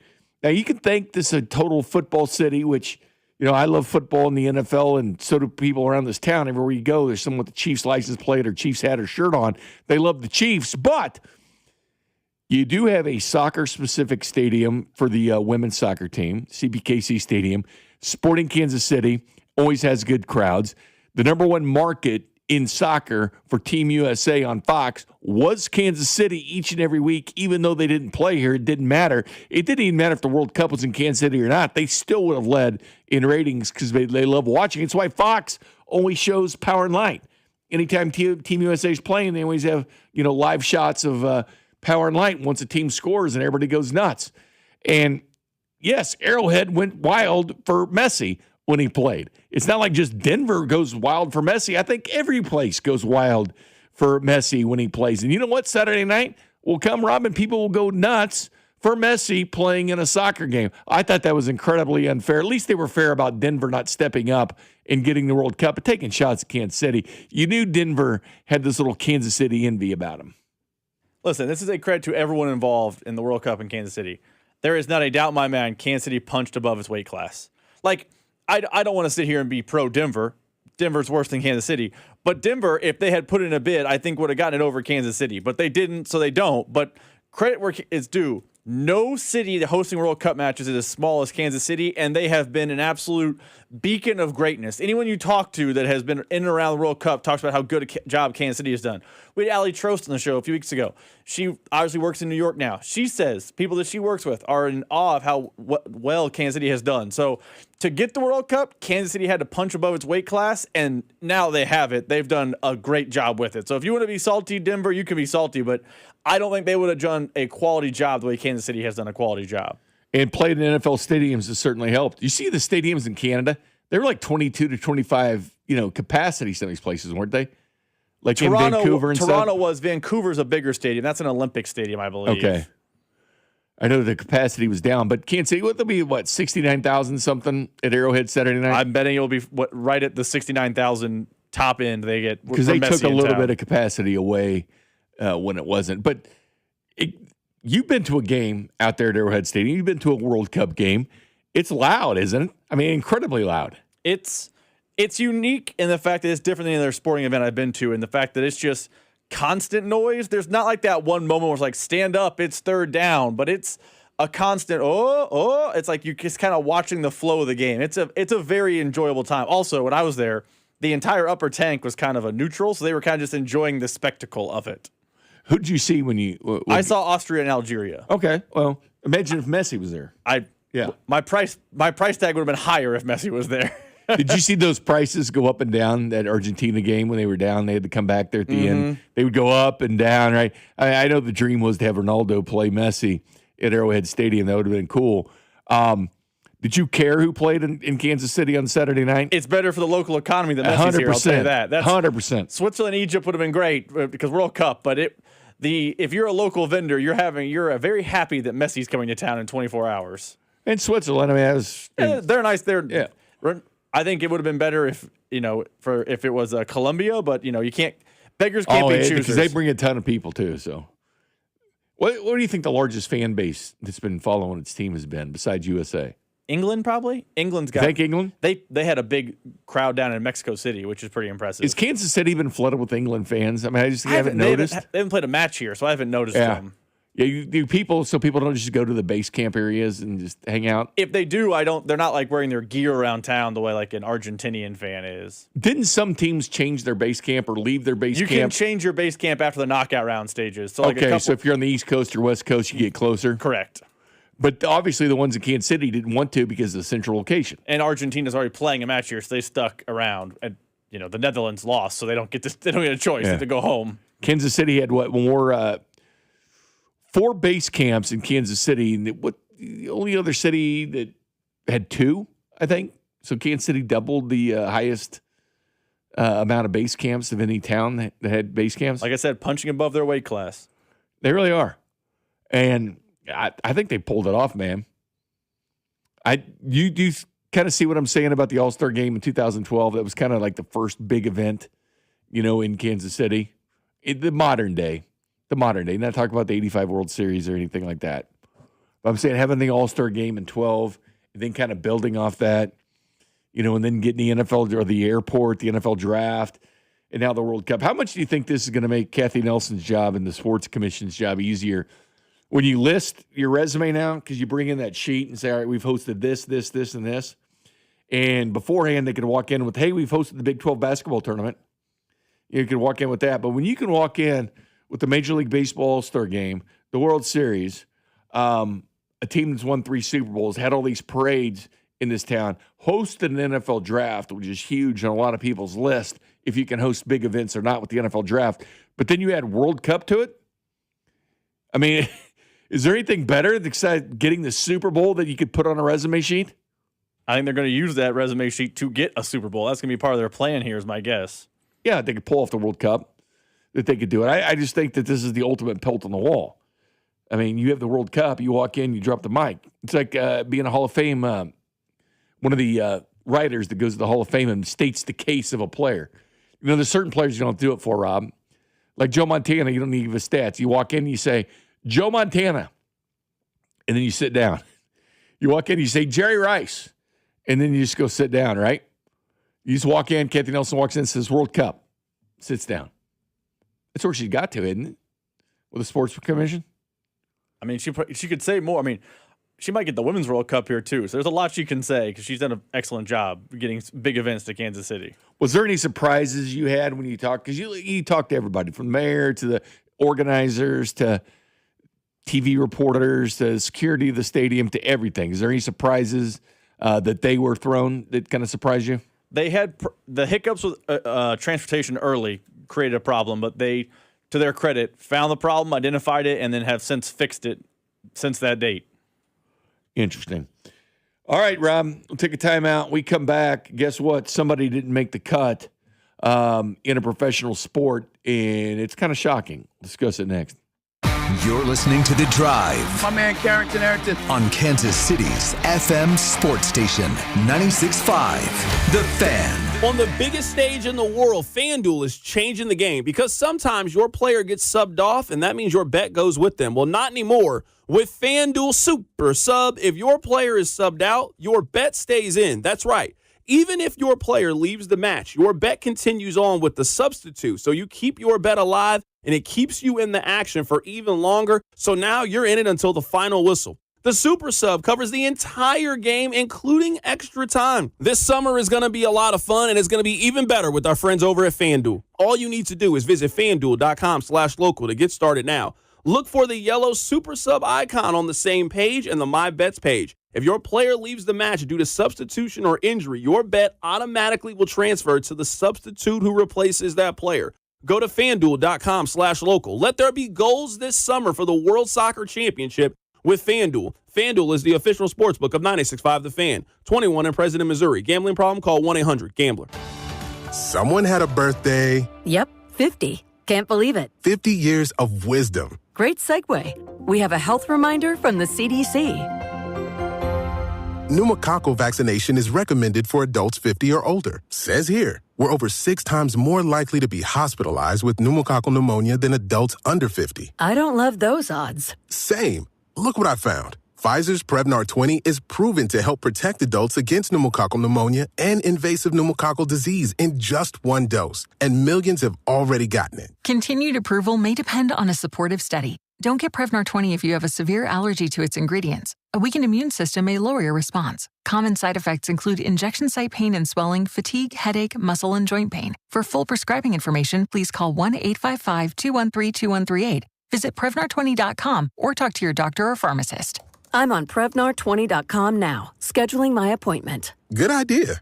And happy 50th. What's up, guys? It's Drew. Look, let's be real for a second. When it comes to performance, good just isn't good enough, just like the teams that we cheer for. And that's exactly why Blue Chew raised the bar for you. Introducing Blue Chew Gold, the revolutionary 4-in-1 upgrade that targets both your brain and your body. Blue Chew Gold dissolves right under your tongue and starts working in as little as 15 minutes. So there's less waiting, more confidence, and a whole new level of readiness. And I've told you before, confidence is key. You know it the same as I do.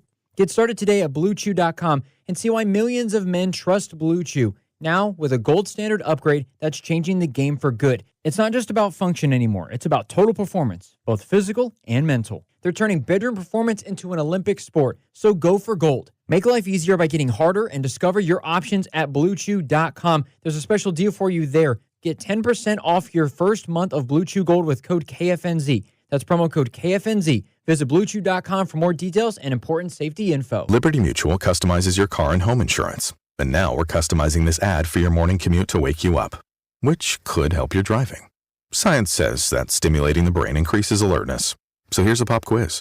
How many months have 28 days? What gets wetter as it dries? What has keys but can't open locks? If you don't want to hear the answers, turn off this Liberty Mutual ad now. 12 months, a towel, piano. Enjoy being fully alert. Liberty, liberty, liberty, liberty. Lawman! Jungle Law! It's the law, man. If you've been injured in a motor vehicle accident, call me ASAP. 816-816-9111. I've recovered millions for my clients. Take it away. The lawman gets results. Jungle Law team. Call the lawman. Let the fight begin. The lawman gets results. Jungle Law. Come see me get roasted August 1st at 7 p.m. at the Uptown Theater. Go to junglelaw.com for details. The choice of a lawyer shouldn't be based on advertisements. The world's game at BetMGM is here. Bet on the soccer showdowns with 2-up early payout so that if you're up 2, BetMGM will pay you. That's right. Place a pre-game straight match results bet on any tournament game. If at any point your team is up by 2 goals, you'll instantly win your bet. Then enjoy BetMGM same-game parlays, daily promotions, player props, and so much more for the world's game. Don't miss your shot at an early win with 2-up early payout to get paid out if at any point your team is up by 2 goals. BetMGM and GameSense remind you to play responsibly. See BetMGM.com for terms. Must be 21 years of age or older. This promotional offer not available in Ontario, Pennsylvania, or Puerto Rico. Gambling problem? Call 1-800-GAMBLER or 1-800-MY-RESET. Available in the U.S. For New York, 877-8-HOPE-NY or text HOPE-NY 467-369. For Massachusetts, 1-800-327-5050. For Iowa, 1-800-BETS-OFF. For Puerto Rico, 1-800-981-0023. New and existing customer offer, subject to eligibility requirements. Additional terms and restrictions may apply. In partnership with Kansas Crossing Casino and Hotel, must be present in a state where it's legal to wager. Brought to you by Duke's Real Mayo. This is the Duke's Country Song. It's a song about good mayo, Duke's Mayo. It'll make any dish sing. Get Duke's Mayo in store. It's got twang. Bet365 presents Odyssey Sports Midsummer Baseball Showcase Special from Philadelphia, Monday, July 13th, starting at 9 o'clock. Bet365, where winning is everything. Download the Bet365 app and lock in your picks before the game begins. Must be 21 plus. Gambling problem? Call 1-800-GAMBLER. Available in select states only. Here's your traffic report on 96.5 The Fan. Brought to you by SWL Injury Law, the Car Crash Kings. It's what they do. Visit SWLinjurylaw.com. Got the crash that is Overland Park. 35 northbound just past 87th. Left lane is blocked. Prior to that, Shawnee, 35 southbound at Antioch. It's the right lane blocked by a stall out near Blue Springs. We've got 70 westbound as you approach 470. Right lane blocked. I'm Val with traffic on 96.5 The Fan. This is your home for Kansas City sports. 96.5 The Fan. Welcome back to the drive. Jay Binkley, Rob Britton. That didn't take long for Spain to get back on the board. 2-1 Spain now over Belgium without the number one keeper, as they had to make a substitution for that. All right, the real surprise, Rob, to me was Scotty Scheffler, world number one in golf, which he's won once this year, but he's finished a bunch, like 2 and 3. And I mean, he's always in the top 5. He's always around. You maybe think he's having a bad tournament. Then all of a sudden you look at the leaderboard on Sunday and he's right there, right around 5. Do you know that I looked back at his back in the day, like Texas junior leagues when he was becoming a pro and all this, he won like 70% of the tournaments he was in. Can you believe that?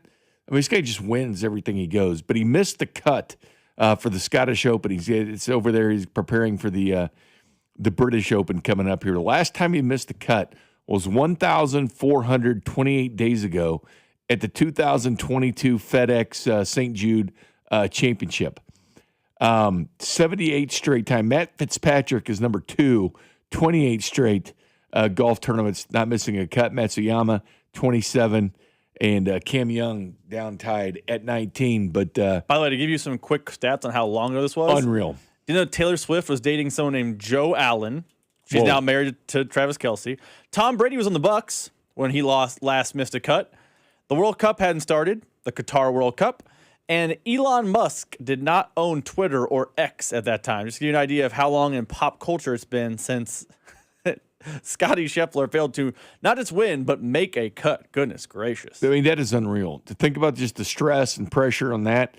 I mean, here's the one thing about it. You ever notice that? Like, he may have a bad Friday, something like that, but he's always making the cut. Then Sunday you look and he's right there. Like, he finds himself right there in the top 5. The 2022 Kansas City Chiefs, do you remember what they did? They were Super Bowl champions, right? They were cut in July when he missed the cut. They would have been going into camp, I think. Well, it was 23 that the Super Bowl was played, but it was a 22 season. They beat Philadelphia 38-35. When you put it like that, man, 2022 sounds a long time ago from 2026, doesn't it? It shows you how long Mahomes has been, because Mahomes' first year starting was 2018. And we were talking about, I can't imagine if you went back to 2018 and looked at stuff. I mean, it's before COVID. We didn't know what COVID was. We didn't heard the term. I can't even imagine 2018. I'm curious. Wow, 2022. Taylor had not met Travis. She was dating another person, and now she's married. And what was his name? Joe Alyn. I believe it's Allen, but I don't know how to pronounce that. I've never heard of Joe Allen. I also don't know. I don't know her dating. If there's a Swiftie listening, you probably know the history of her dating life better than me. But that's the spelling I saw on social media. Does she have a diss track about Joe? Probably. She's a diss track about everyone. Think she'll ever make one about with Travis? Will he be in like every single song? I don't know if she'll make a diss track about him. Not a diss track, a good way. She definitely will reference him in a song. She already has referenced him in a song. That song Wood she did on the latest album. You see that Tom Brady was even there? I mean, that was everyone's there, man. Well, not everybody, but you got the invite. You found a way to get to New York for it. But man, there was certainly some NFL talent in that building. But Scotty Scheffler misses the cut, which I don't know how much that bothers him because he can rest and chill up for the tournament. But Scotty's the ultimate pro, and he likes to win everything and love watching him golf. So that definitely sucks, to be honest with you. Coming up next, back to Vinny, back with the Royals. He's not in the starting lineup tonight, but he's back with the Kansas City Royals. You'll probably see him tomorrow. We'll discuss that next. Your home for all things Chiefs football and Royals baseball. I'm a professional complainer. Is The Drive with Carrington Harrison on 96.5 The Fan. Here's your traffic report on 96.5 The Fan. Brought to you by SWL Injury Law, the Car Crash Kings. It's what they do. Visit SWLinjurylaw.com. Got the crash that is Overland Park. 35 northbound just past 87th. Left lane is blocked. Prior to that, Shawnee, 35 southbound at Antioch. It's the right lane blocked by a stall out near Blue Springs. We've got 70 westbound as you approach 470. Right lane blocked. I'm now with traffic on 96.5 The Fan. Well, it's Carrington Harrison from The Drive here. Let me ask you a couple of questions. Do you have poor sleep? What about low energy? How about brain fog, a reduced sex drive, weight gain, and workouts that just don't deliver like they used to? Well, the problem could be low testosterone. And the truth is, those testosterone levels can start declining as early as your 30s, 2 or 3% every single year. And before you know it, you just don't feel like the same man you did back in the day. Well, you don't have to accept this as just aging. Heartland Men's Health specializes in customized testosterone therapy and targeted body composition plans. You might think you have low T. Well, pick up the phone and call this number, 888-447-6600, or check out the website and take this simple 10-question quiz. Visit heartlandmenshealth.com. Your initial visit is just $100, includes a medical consultation, a PSA test, and lab results in about 30 minutes, and your treatment can start that day. 3 locations, Overland Park, Independence, North Kansas City. There's no need to wait. Go stop by and see my friends over at Heartland Men's Health.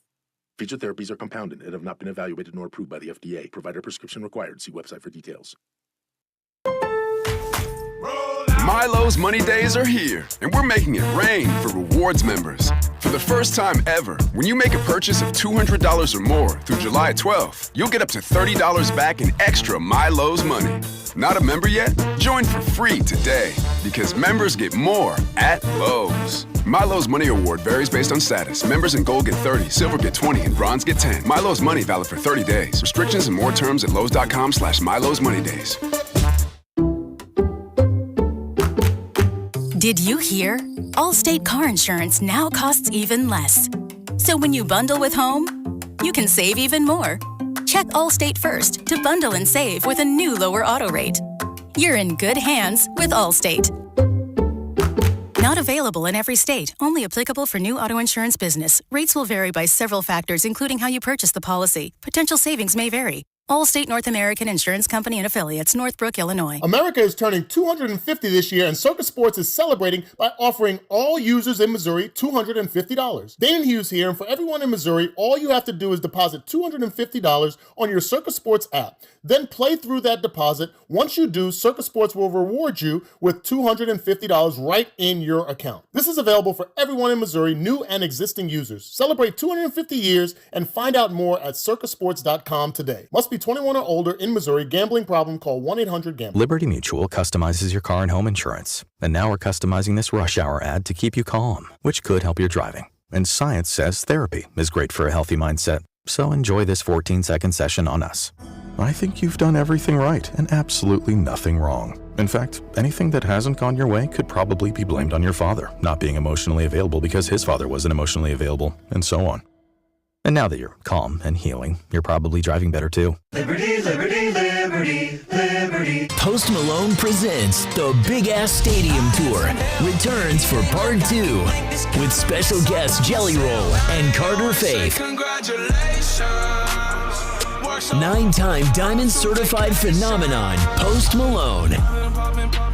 Live this Wednesday at Kauffman Stadium. Get tickets now at postmalone.com. The Big Ass Stadium Tour Part 2. This time, it's even bigger. That'll be $84.52. Perfect. Grab the bags, honey. Mom, why do you always check your phone before we pay? I'm just claiming my cash back on the Upside app. Since we're getting the groceries here and we filled up the car on the way, I've already earned enough this morning to pay for that pizza night we're having Friday. Wait, so the app pays for pizza? Not exactly, but the cash I earn on stuff we need helps us pay for the stuff we want. It's just a little win for our family every week. Get more out of your everyday. Upside is the free app that gets you cash back on routine purchases like gas, groceries, and dining out at more than 100,000 locations nationwide. No points, no rebates, just cash back straight to your wallet. Download the free Upside app and use promo code WINNER to get a $5 bonus on your first purchase. That's promo code WINNER to get a $5 bonus. Remember, use promo code WINNER. Offers vary by user and location at participating merchants. Go to upside.com for terms and conditions. We've all been there. You pop into the shop for 5 minutes and all of a sudden you've forgotten where you parked. Car. Unfortunately, that lost feeling is what it's like trying to manage your policy with other insurers. Here, car. Come out, wherever you are. Please. With Geico, you can use the app to easily manage all your policies in one place. Did this parking lot have a waterfall? I think you've wandered too far, mate. It feels good to find what you're looking for. It feels good to Geico. Car wreck? Get the money you deserve. Mike's got this. Paid for client portrayal and endorsement. Choice of a lawyer is an important decision and should not be based solely upon advertisements. After my car wreck, there was a lot I didn't know. I do know. If you've been hurt in a car wreck, call me. I've got this. Mike's got this. 816-888-7500. Mike's got this. This is your home for Kansas City sports. 96.5 The Fan, KFNC FM and AM, HD1 and HD2 Kansas City, an Odyssey sports station.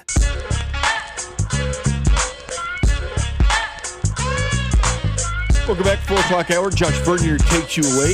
Royals and Orioles coming up tonight at 6. He gets the On Deck show going at 5 o'clock. Spain wins 2-1, Rob. Their next match is against France on the 14th at 2 o'clock in the afternoon. Did the goalie change make the difference for Belgium? Would they have still been in it? Would this have gone to PKs, overtime than PKs? I think Spain was the better team, but I do think the starting goalkeeper makes that play that led to the goal. But Spain was very deserving today. So France and Spain advance and will play each other in a coming up on the 14th. The finals are the 19th for the third place game. No, wait a minute. Third place game is on the 18th. Okay, so that's the day before. And then the should they even do a third place game, Rob? Or would you just skip it? I mean, guys are banged up and stuff. You know, a lot of players probably not going to play in that. It depends on what country you are. Like, some countries take it more seriously than others. Like, I don't know, England will go all in for a third place match, but like if the United States had gotten there, yes, it's different. Oh, yeah, 100%, yeah. You get there to the point where you want to win the Golden Boot. Jack Caglione. So Vinny's back with the Royals. Not in the lineup today, but he is with the team. He'll probably be playing tomorrow and Sunday. Vinny Pasquantino, that hamate bone injury with the hand, it's a fairly common injury with baseball players. It's kind of where the bat hits the palm of the hand. It's a very, but it's 4 to 6 weeks usually with the hamate bone injury? That's usually what they say, although there's usually a little delay of quality coming back from having it, but yes. So is this too fast for Vinny coming back? I agree with Vern. I think it's the right call to have Vinny come back at this timeline. Like, I think that's correct.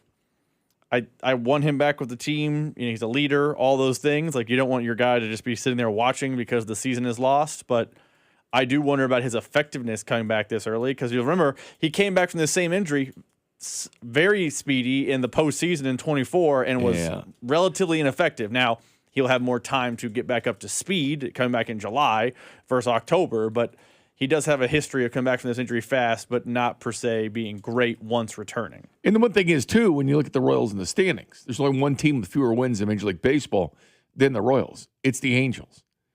With that being said, and that being the big picture, do you rush him back now, or just say, all right, we'll just let this thing go till after the All-Star break? So for me personally, and this is what I want to talk about, I think Vinny Pasquantino is your most coveted trade chip. Now, I don't know the Royals will trade him, but if you're the Royals, you have to get him back sooner rather than later, and you don't want to ease him back and then have him play poorly and then have maybe not a super negative, but a somewhat negative impact on his trade value. So I think this is the best case for the Royals. He comes back, he plays well, you have a tradable asset in the offseason, or you decide to keep him and he'll be coming off a season that he struggled but will then be healthy heading into 2027. So like his an off-season type trade. Off-season type trade. I agree with Vern. They need an off-season trade that's going to hurt, and I think Vinny Pasquantino's return is of note because he seems like one of those players that could potentially be moved this offseason. Yeah, and again, speaking of Vinny, Vern, we had this earlier, but Vern did say this on a postgame show. I laid it out earlier today on the On Deck show. I believe a difficult, painful trade needs to be made. Not at the deadline, though.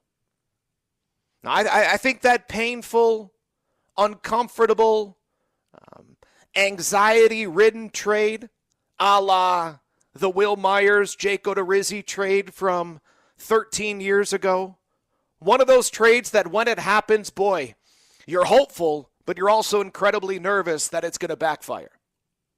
I think one of those trades needs to go down this offseason. So, yeah, 100%. Do something that hurts. Makes your team better. Always do something that hurts. So, Keg, you're going to be locked into the Home Run Derby. It's ESPN had it for, 32 years? They don't have it this year. It's on Netflix.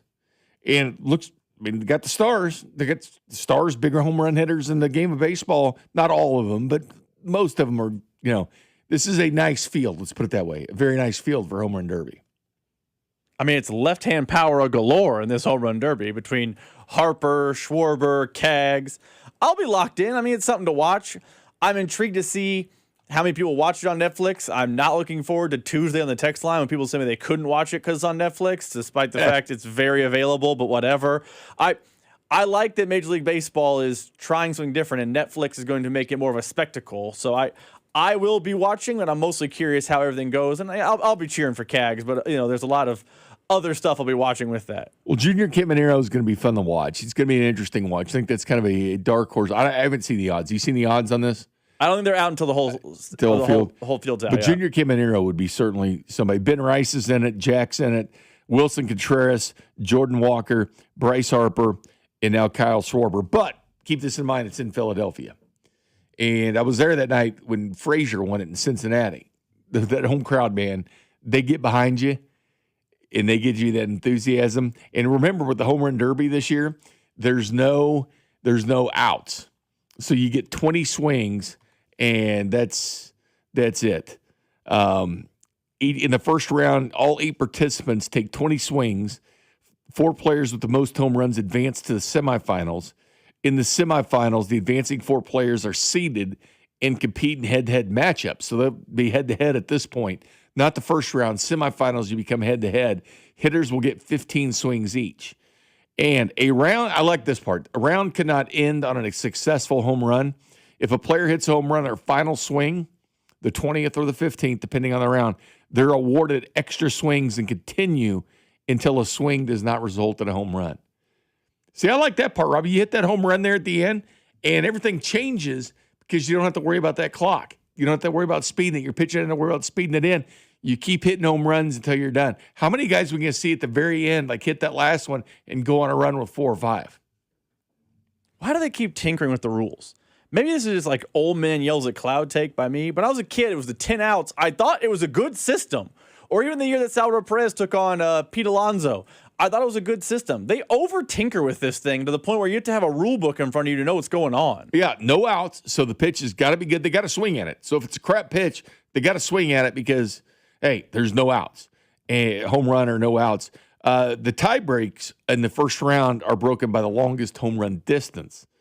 The semifinals and finals, the head-to-head ties are decided by a 3 swing-off. So you get 3 swings until a winner is determined. Jack's longest home run this year is 444.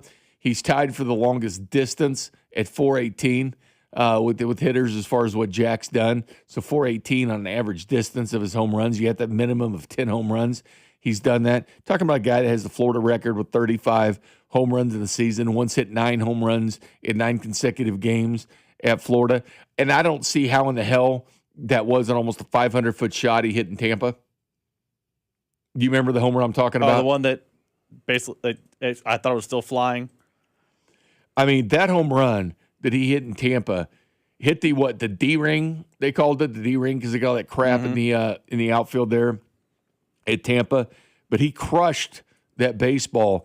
I don't see how in the hell that wasn't his longest home run ever. By the way, speaking of Jack Caglione and the Home Run Derby Bank, you can head over to 965thefan.com right now to enter the Jacks contest. If you can predict how far the furthest home run Cags will hit is without going over, Price is Right rules. So, for example, if you head over to 965thefan.com, click the thing and put in your prediction of 490 feet, but his longest home run goes 49, you lose, you're disqualified. But head over for then because you have a chance to win 2 4-packs of tickets to 2 separate Royals games in the future on a mutually agreed upon date. So if you want some Royals tickets, head over to 965thefan.com, click on the Jacks contest, and guess how far the furthest home run Caglione will hit on Monday night is, and you have a chance to win. And you would say what?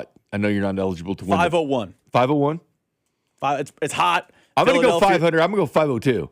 You also got to be smart here. You can't go too high. You can't like 575. You're too high, you lose. You lose. You can't. So lower is better. So if you're thinking like, oh, I think he's going to hit one 507, play it smart. Bet something like 505 and you stay in the fight. Now, I know that 444 is his longest measured during StatCast during season, but again, these are going to be meatballs exactly where he wants them. Junior out with the sore knee, and now Caglione.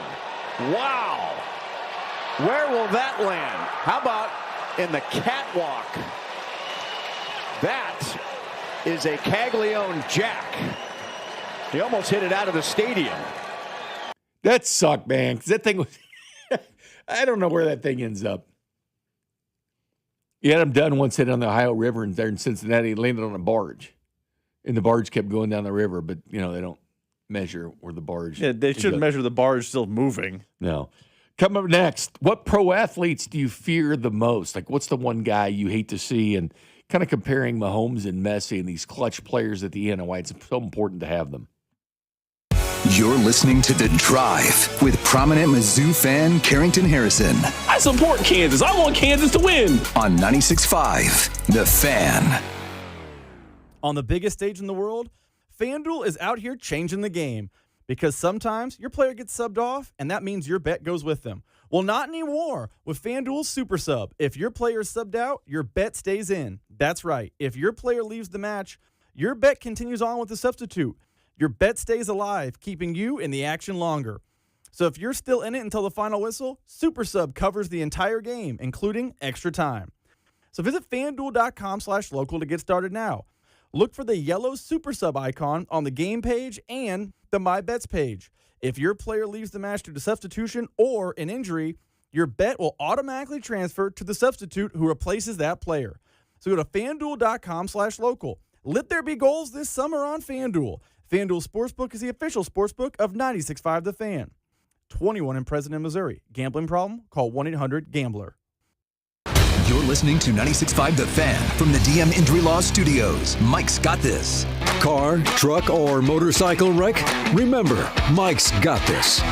816-888-7500. Mike's got this. Hey, it's Dusty Likens. The world's game at BetMGM is here. Bet on the soccer showdowns with 2 up early payout so that if you're up 2, BetMGM will pay you. That's right. Let's say you put your money on Leo Messi in Argentina. They go up too early in the first half. Well, BetMGM will pay you. That's right. Place a pre-game straight match result bet on any tournament game. If at any point your team is up by 2 goals, you will instantly win your bet. Then enjoy BetMGM's same-game parlays, daily promotions, player props, and so much more for the world's game. You like Ronaldo in Portugal. You like Harry Kane in England. Whoever it may be, don't miss your shot at an early win with 2 up early payout to get paid out if at any point your team is up by 2 goals. Regardless of the final outcome of the match, make it a tournament to remember with BetMGM. BetMGM and GameSense remind you to play responsibly. Gambling problem? Call 1-800-GAMBLER. See BetMGM.com for terms. 21 and older only. Missouri only. New and existing customer offer. Subject to eligibility requirements. Additional terms and restrictions may apply. Please gamble responsibly. Conservative,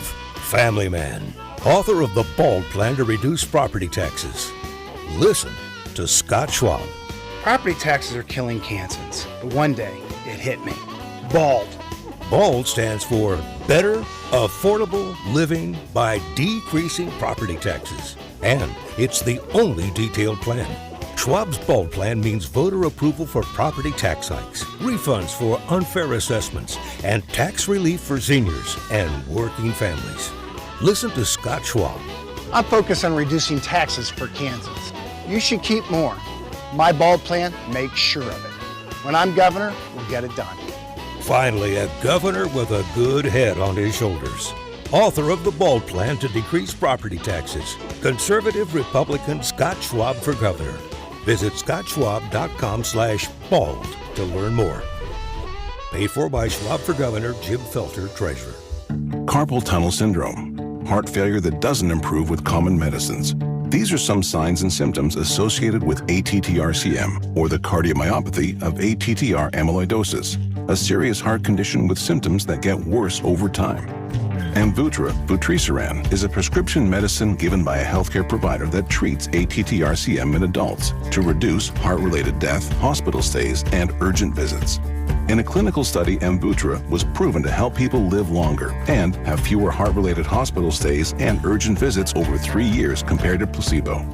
Amvuttra lowers the amount of vitamin A in your blood, which can affect vision. Other side effects include pain in the arms or legs, pain in the joints, and shortness of breath. These are not all the possible side effects of Amvuttra. For prescribing information, call 1-833-256-2748 or learn more at amvuttra.com. Ask your doctor about Amvuttra for ATTR-CM. Straight Talk Wireless presents Pickup Truck Wisdom. If you're only good to your new friends, you're not going to have any old ones. Straight Talk gets it. That's why new and existing customers get free 5G phones on Verizon's 5G network. Pretty simple, really. You keep good people, by being good people. Find us at straighttalk.com and Walmart. Straight Talk Wireless. Straightforward. Always. Taxes and fees apply. Plan purchase required for free phone offers. Copyright 2026 Verizon. Finding great candidates to hire can be like, well, trying to find a needle in a haystack, but not with ZipRecruiter. Its powerful technology actively finds and invites qualified candidates to apply to your job. So while other companies might deliver a lot of hay, ZipRecruiter finds you the needle in the haystack. See why 4 out of 5 employers who post a job on ZipRecruiter get a quality candidate within the first day. Try ZipRecruiter for free at ZipRecruiter.com/team. That's ZipRecruiter.com/team. ZipRecruiter. Royals coverage sponsored by Park & Go, the best deal on airport parking. Sun, sand, and stress-free travel start with Park & Go, the best deal on airport parking. Keep your car cool with all covered parking and enjoy fast shuttles right to the terminal. Reserve your spot now at bookparkandgo.com. Park & Go, family-owned, customer approved. Here's your traffic report on 96.5 The Fan. Brought to you by SWL Injury Law, the Car Crash Kings. It's what they do. Visit SWLinjurylaw.com. Cleanup continues. The crash, Overland Park, 35 southbound at 87th. Left lane is blocked. And then you've got 35 northbound at 435. Right lane blocked there. I'm Valley Traffic on 96.5 The Fan. Follow the station on Instagram at TheFan965 for giveaways and behind-the-scenes content. Welcome back, Jay Binkley, Rob Britton. I read that wrong, Rob. So it's 20 swings. So you can have a pitcher. The worst thing is when the pitcher can't get over the plate. You know, there's 3 or 4 bad balls or whatever. I do think you should have a limit on those. Limit, at least you have to swing within 3, right? You can't be taking, to get that perfect pitch. Do you agree with that? 3 swings and you got to hit it? It's not a rule, but again, swings, I said you had to swing at everything. That's not true. I mean, if you can't throw BP over the plate, what are we doing? Yeah, I know. So I saw that and I was like, okay. Did you see it broke right about when we came on, Jeff Passan tweeting out that rookie standout J.J. Weatherholt and the Cardinals in agreement on a long-term contract extension that will buy out multiple years of free agency. Weatherholt gets that contract, a 9-figure contract. I haven't seen the contract details on J.J. Weatherholt, but the Cardinals, like the rookie, to make the decision, hey, let's sign him long-term and go. You surprised about that? I mean, no, that is becoming a norm in baseball. Who was the player in Pittsburgh? Not Skeens, but the position player who got a similar contract. Just, hey, you're good, you're young, congrats, you're on the team for the foreseeable future. We're not going to mess around with, arbitration, all those things. And I also think these people are trying to race to get these things done. Connor Griffin, yes. They're also racing to get these things done ahead of the next CBA, would be also my guess, too. Interesting stuff. So Pete Alonso had some nice things to say about Jack. Joel Goldberg interviewed him there in Baltimore because he went to the same high school as Jack. Said he'll hit him all over the place. He's the perfect guy for the spot. What pro athletes do you fear the most? And I bring this up because when you watch Messi, and you don't want his team to win, you want the other team to win, but yet he's on the other team. And even if you have the dreaded 2-0 lead in a game, I don't care what game it is, soccer, whatever, 2-0 leads never stand up. It's a horrible place to be at 2-0 because they always falter. Look at the Royals. They're down 2-0 all the time and come back and take a big lead at that point. But 2-0 leads are never good in sports. But having Messi on the other side, and you're sitting there going, man, we're not going to have that extra beer right now. We're not going to celebrate because Messi is over on that other sideline. And I got me thinking of Mahomes. And the interview I had with the Denver Broncos, their sideline reporter, back in 2018, I think, we're talking about Mahomes. He says, well, the bad news is Denver's going to have to deal with Mahomes for the next decade or more, which is true because I grew up in an era where you didn't want to see Elway, get the football with a minute and a half left. You didn't celebrate it. Hell, I've even seen Phillip Rivers do that with the Chargers and the Chiefs. You give him a minute and a half and give him 2 timeouts and man, what's he going to do at the end of the game? Some guys got it and some guys don't. Like the playoffs this last year, Trevor Lawrence got the ball back with a minute and a half left in that game where he threw the pick at the end of the game in the playoffs. But Trevor Lawrence did that, and they said to get in field goal range. Their kicker had the longest field goal in NFL history. They didn't have to go far, but he melted down at the end of the game. Some guys have it, some guys don't. Mahomes has it. Only 5 games in the regular season, Mahomes has lost by more than one touchdown, meaning he's always in the game. And even last year when they had a miserable season, they lose by 3, lose another game by 3, lose by 6. They just don't get blown out, knock on wood. They don't do it. They're always in the game, and having him over on that other sideline, I was just thinking about that game with Buffalo there, thinking, man, can they imagine giving Mahomes that much time at the end of a game and a timeout and a kicker with the longest field goal? And obviously Butker's had his runs and stuff as well with the Chiefs, but can you imagine being in a situation where you have that? So my guy, and this is what I said last night, Rob, the guy that brings it to me is the guy that has a winning record against Mahomes, barely, just one game. They're tied 1-1 in the playoffs, but regular season he's up 2-1 on him. And that's Joe Burrow. I know he's always hurt and all that, but there's something about when Joe Burrow has time on the clock I don't want to see, especially with Jamar Chase in his huddle there on offense. That's the one situation I don't want to see. So I said Burrow, despite the fact I hate the Bengals. So Burrow's your number one. Oh, we're putting Mahomes to the side because he's just... Well, I can't do Mahomes. Oh, the player, if you're rooting for the Chiefs or you're a Chiefs fan, what's the player you don't want to see? That's why I took Mahomes out of the equation. Had I been in Denver and been a Broncos fan or whatever, I'd say Mahomes, clearly. I feel like after watching this World Cup, the answer might be Mbappe. I mean, that's fair. Anything's fair. He is inevitable. I was watching. Now soccer's different because there isn't like the game's on the line, go make a play like basketball or football because the clock's winding down. But it just feels like when that guy's on the field, he's going to do something that leads to scoring for his team. And you watch these matches, and this is the World Cup. This is the highest of the highs for soccer. And he's just making play after play after play. There are a lot of players that fit into this category, but just Mbappe's speed and pace and the fact that he's now the second all-time leading goal scorer in knockout round games. And he's like 25 years old. I think he has to be consideration. Burrow definitely was that. Burrow in college just definitely 100% was that. I don't know outside of Burrow and Mahomes. I guess Brady was that forever. If Brady had the ball with 2 minutes left, you knew the game was over. You lose. You can go ahead and get to your car. It's over. Is there another quarterback? Aaron Rodgers been like that too. Yeah, he's not that anymore. Is there another quarterback other than those guys in the NFL? Mahomes is no doubt. Is there? Well, Josh Allen, you're waiting for that mistake. I think Josh Allen, the regular season's that guy. Yeah, in the postseason, it was 59 seconds were left when Trevor Lawrence threw that pick. They still had a timeout, I believe, as well, but he threw that pick. 1st and 10, Jacksonville 23. He threw that. It was picked off. It was picked off by Bishop. At Jacksonville's 37. So he had his opportunity at home and he missed up on the opportunity.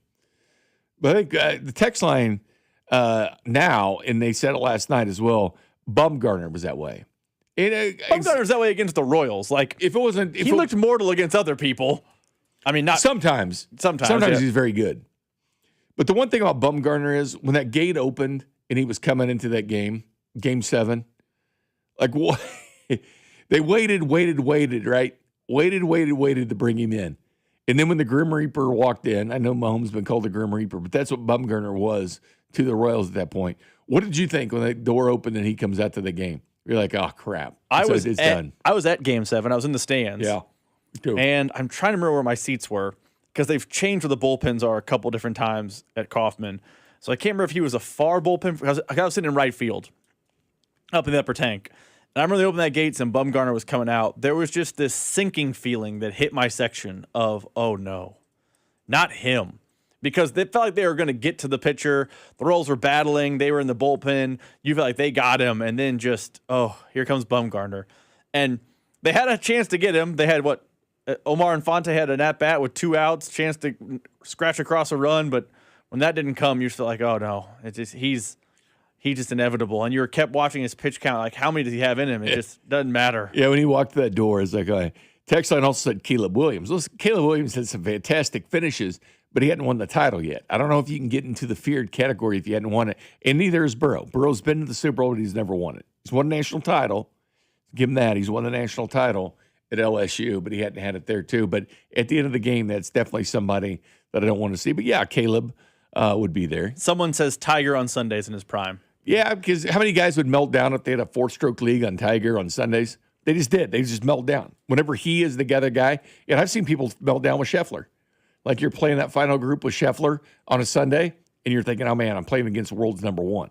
I can't make mistakes. I can't hit it in the sand. I can't hit it in the rough. I got to watch and see what he's doing. I think Tiger definitely struck fear in a lot of his opponents.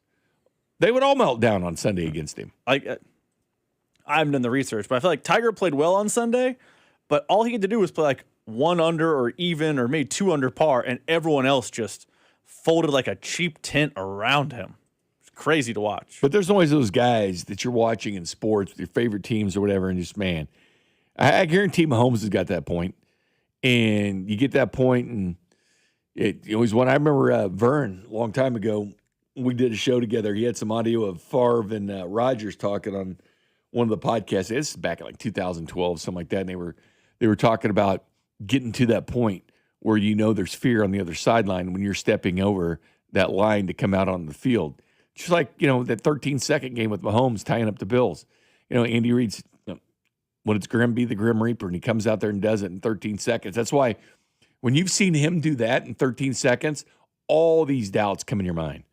All these doubts cloud the Buffalo Bills' minds because they can't get that game off their – they can't forget about that game. And I think that game would have lived in a lot more lore in Kansas City had they beaten the Bengals the following week and gone to the Super Bowl. I think we'd have seen Grim Reapers out at the stadium all the time. I think it kind of lost its luster. But, man, that game is just the ultimate when he had 13 seconds and you think all hope is lost. I was doing the post game at that point, and you just tear up your script. You have things you want to talk about, and you just throw them out the window because you're right there on the edge, Rob. We talk about the season.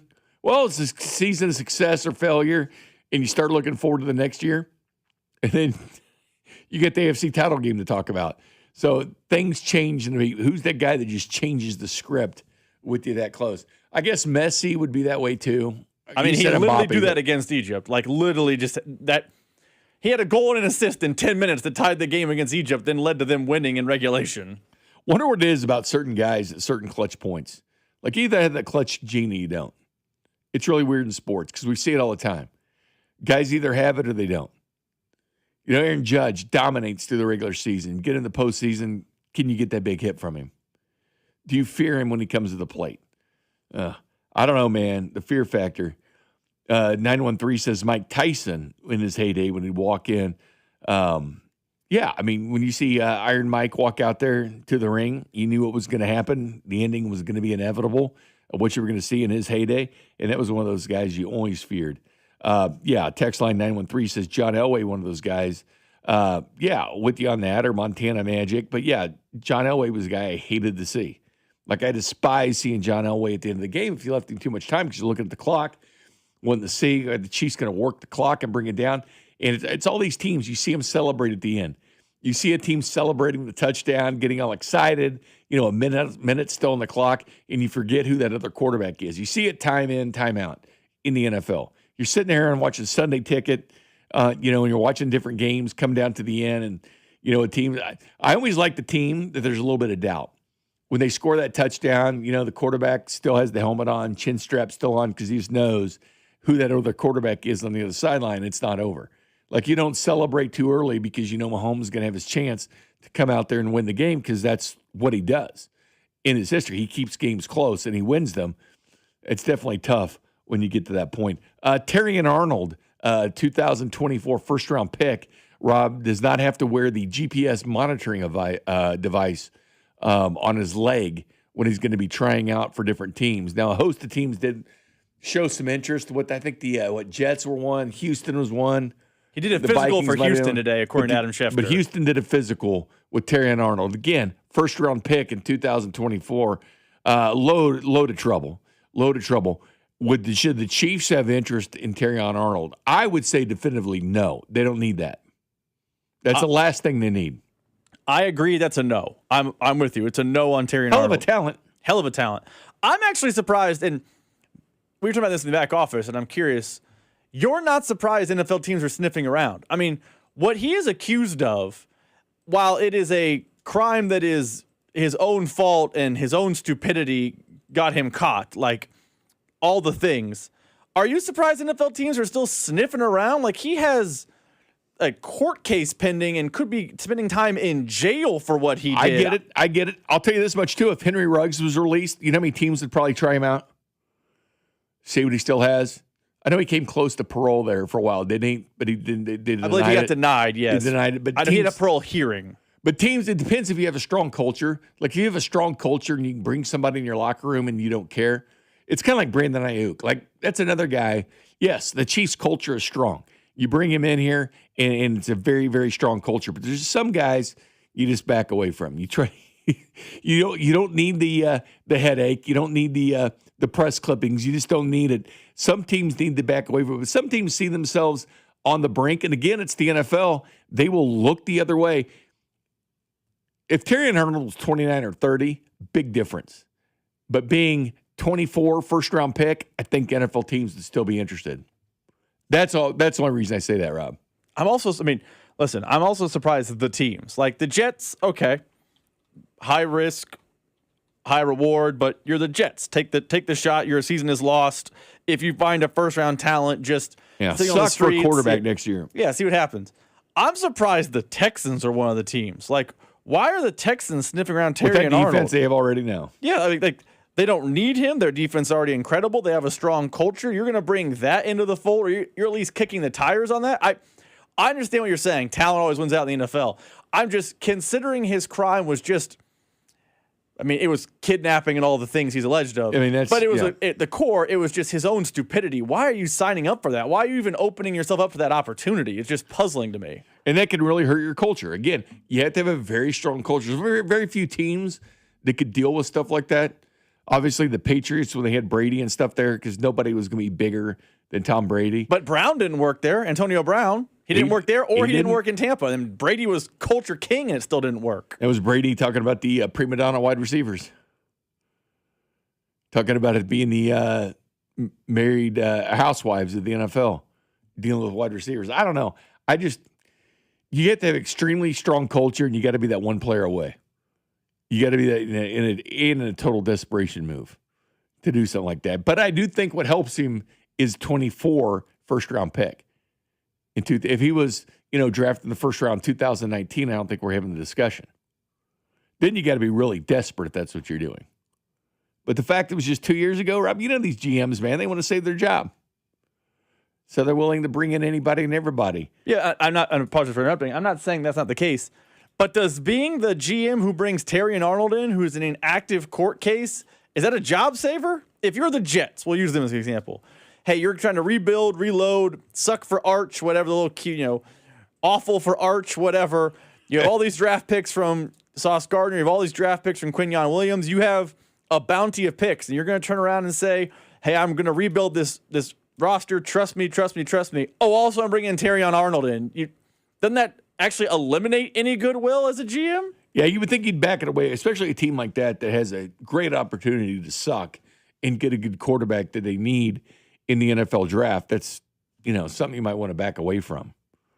But no, I'm not shocked that NFL teams take chances at players. The Tyreek Hill's deal is different because that's an injury, and he's an over 30-year receiver. He's over 30 years old, so there's a lot of teams worried about that. But do I think he'll end up on a team this year? I do. I think Kansas City's heavily on those odds? I do, but I don't think I do think he plays in the NFL this year. Tyreek Hill, you said? Yeah, Tyreek Hill. Oh, he'll be in the NFL. I don't think he'll be in the NFL until the trade deadline October. Yeah, I think his health's a major question. I think people are underselling how big of an injury he had. 816 says, how about you guys quit talking about a player that has been arrested and charged with significant crime? You guys are normalizing. We're not normalizing anything. We're just saying what NFL teams would do. I'd back away from it. I wouldn't have anything to do with it. But try to normalize NFL teams because they do take chances on people. This is unrelated to Terrion Arnold, but maybe in that same vein. We're about 2 weeks away from camp. 2 weeks. You think the Chiefs are going to add a veteran to one of the three rooms? I mean, their secondary is very young. Don't get me wrong. They have plenty of talent. But they'd bring Sneed's that guy. Do you think they're going to bring veteran talent to edge rush or receiver? Because those are the two positions that could use that, quote, veteran in the room. I think they missed their opportunity with Cam there. Wide receiver, I don't know, man. Who are you really going to get at this point? Who's the difference maker that you're saying this veteran can right now? And you got Cyrus, and you still got Jalen Royals. Again, I'm team wide receiver and bringing him in. You know how much I wanted Keenan Allen last year. Not necessarily, banging the drums. You're not on for it Keenan this year? No. Last year, yes. He was very productive. He was decent. He would have done well in this offense last year. I do think Keenan would have been a guy to bring in last year. He played, stayed healthy, put up numbers for the Chargers, but I'd back away from it. But no, I don't feel the Chiefs bring in a veteran wide receiver or a defensive back. I think they're pretty much done, Rob. Am I wrong here? Do you think they're bringing somebody in? Because I don't see them doing it.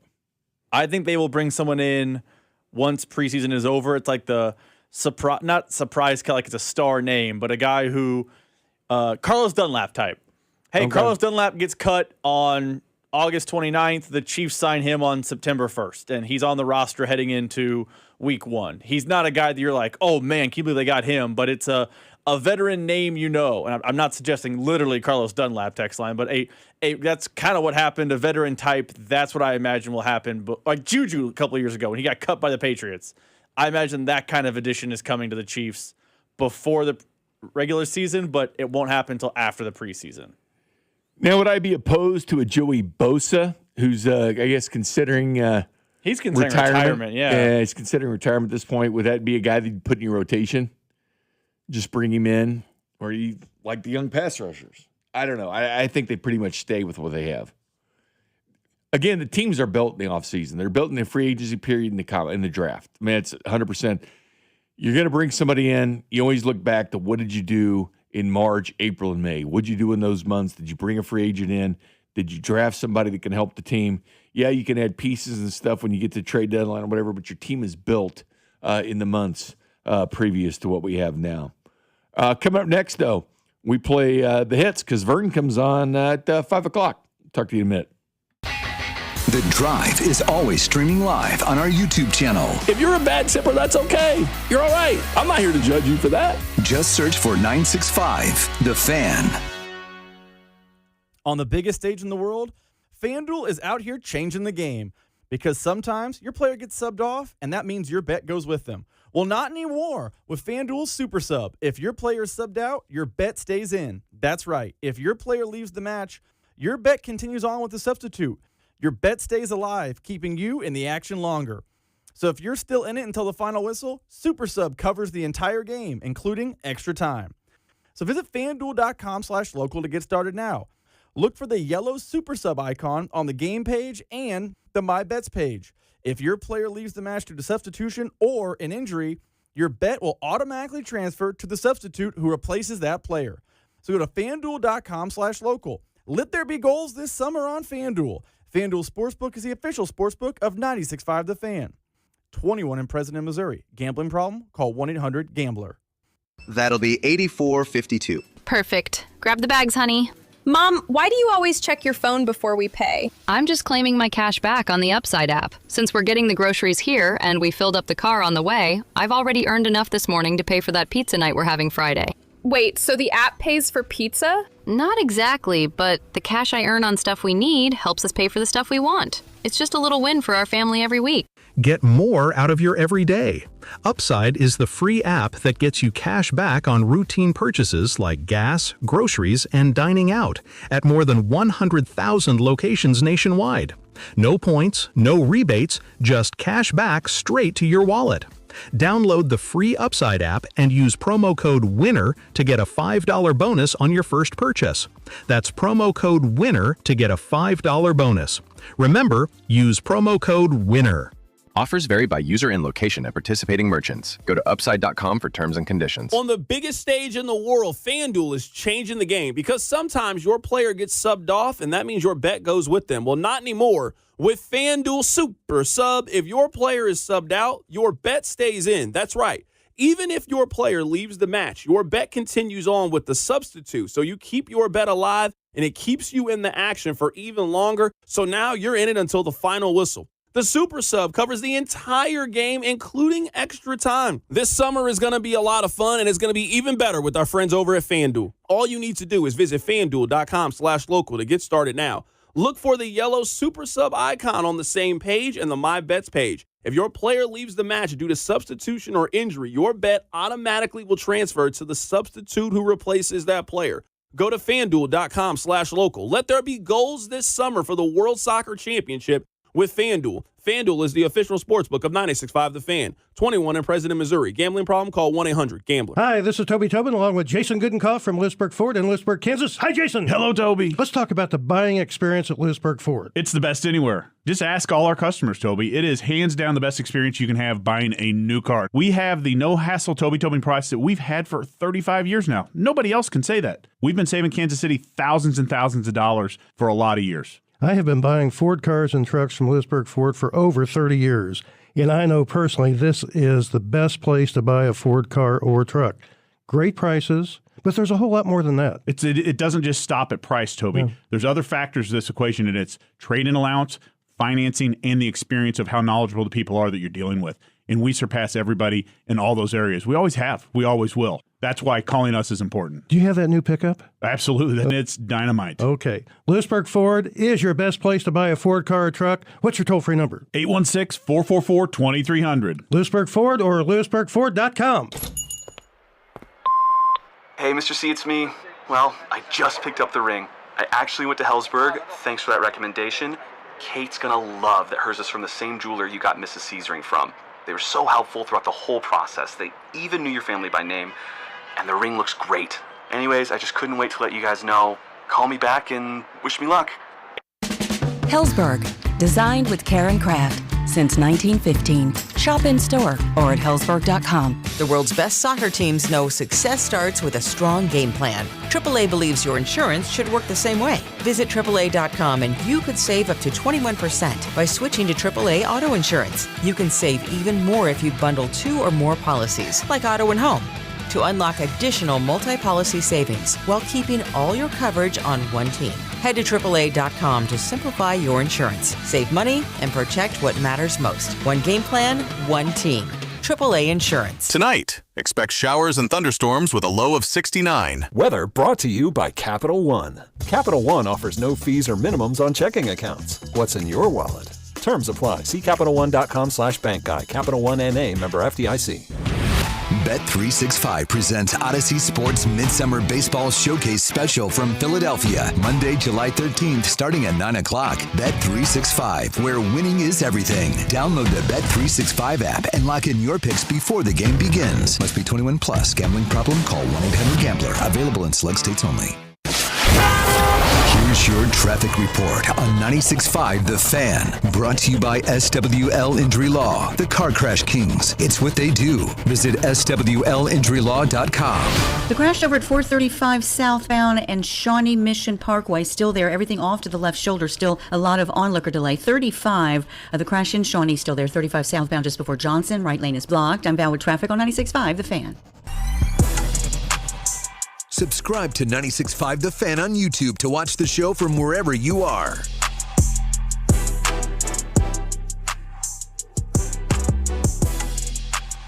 Welcome back. Jay Binkley, Rob Britton, Carrington back on Monday. For now, the sun's back out. We had a monsoon for about 3 minutes, and now it's gone, but the sun is out. Now it's time to play an abbreviated version of the hits because Vern next. Your workday is over. Oh, yeah. You're headed home, and now you're stuck in traffic. Time to get caught up on the biggest stories in Kansas City and around the country with CDOT and Rob. It's time for the hits.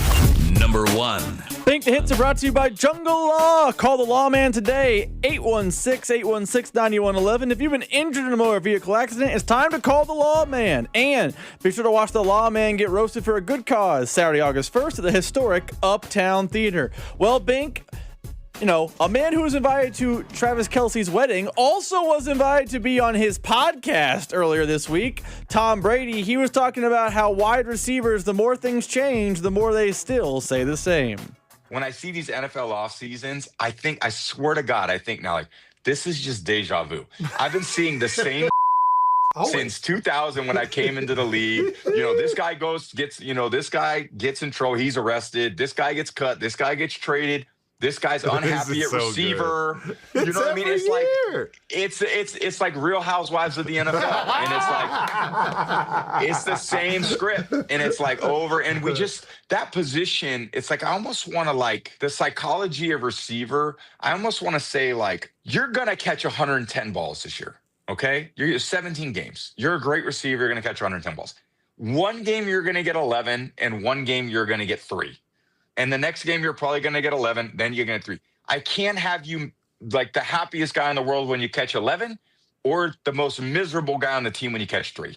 We got to look at it over the course of the year. You got to sustain, because it is a lot of emotional energy that you put out to that position to go, come on, we got it. Come on, stay locked in. Let's go, because I need you. Come on. And it's like that position takes away, if you have that volatile emotional output, it takes a lot of energy from a lot of people to keep that player really stable. So you got to like try to reframe it for them and just say, listen, like you may get 3, but you're going to get 11, or you might get 11, and then, 3. It's just the way it goes. Yeah. If they're doubling Travis, you ain't touching the ball. That's the reality. If they're butching you at the line of scrimmage with the defensive end, and they've got, some ridiculous athlete over the top of you, you ain't. But it frees it up for other people, and you got to be cool with that.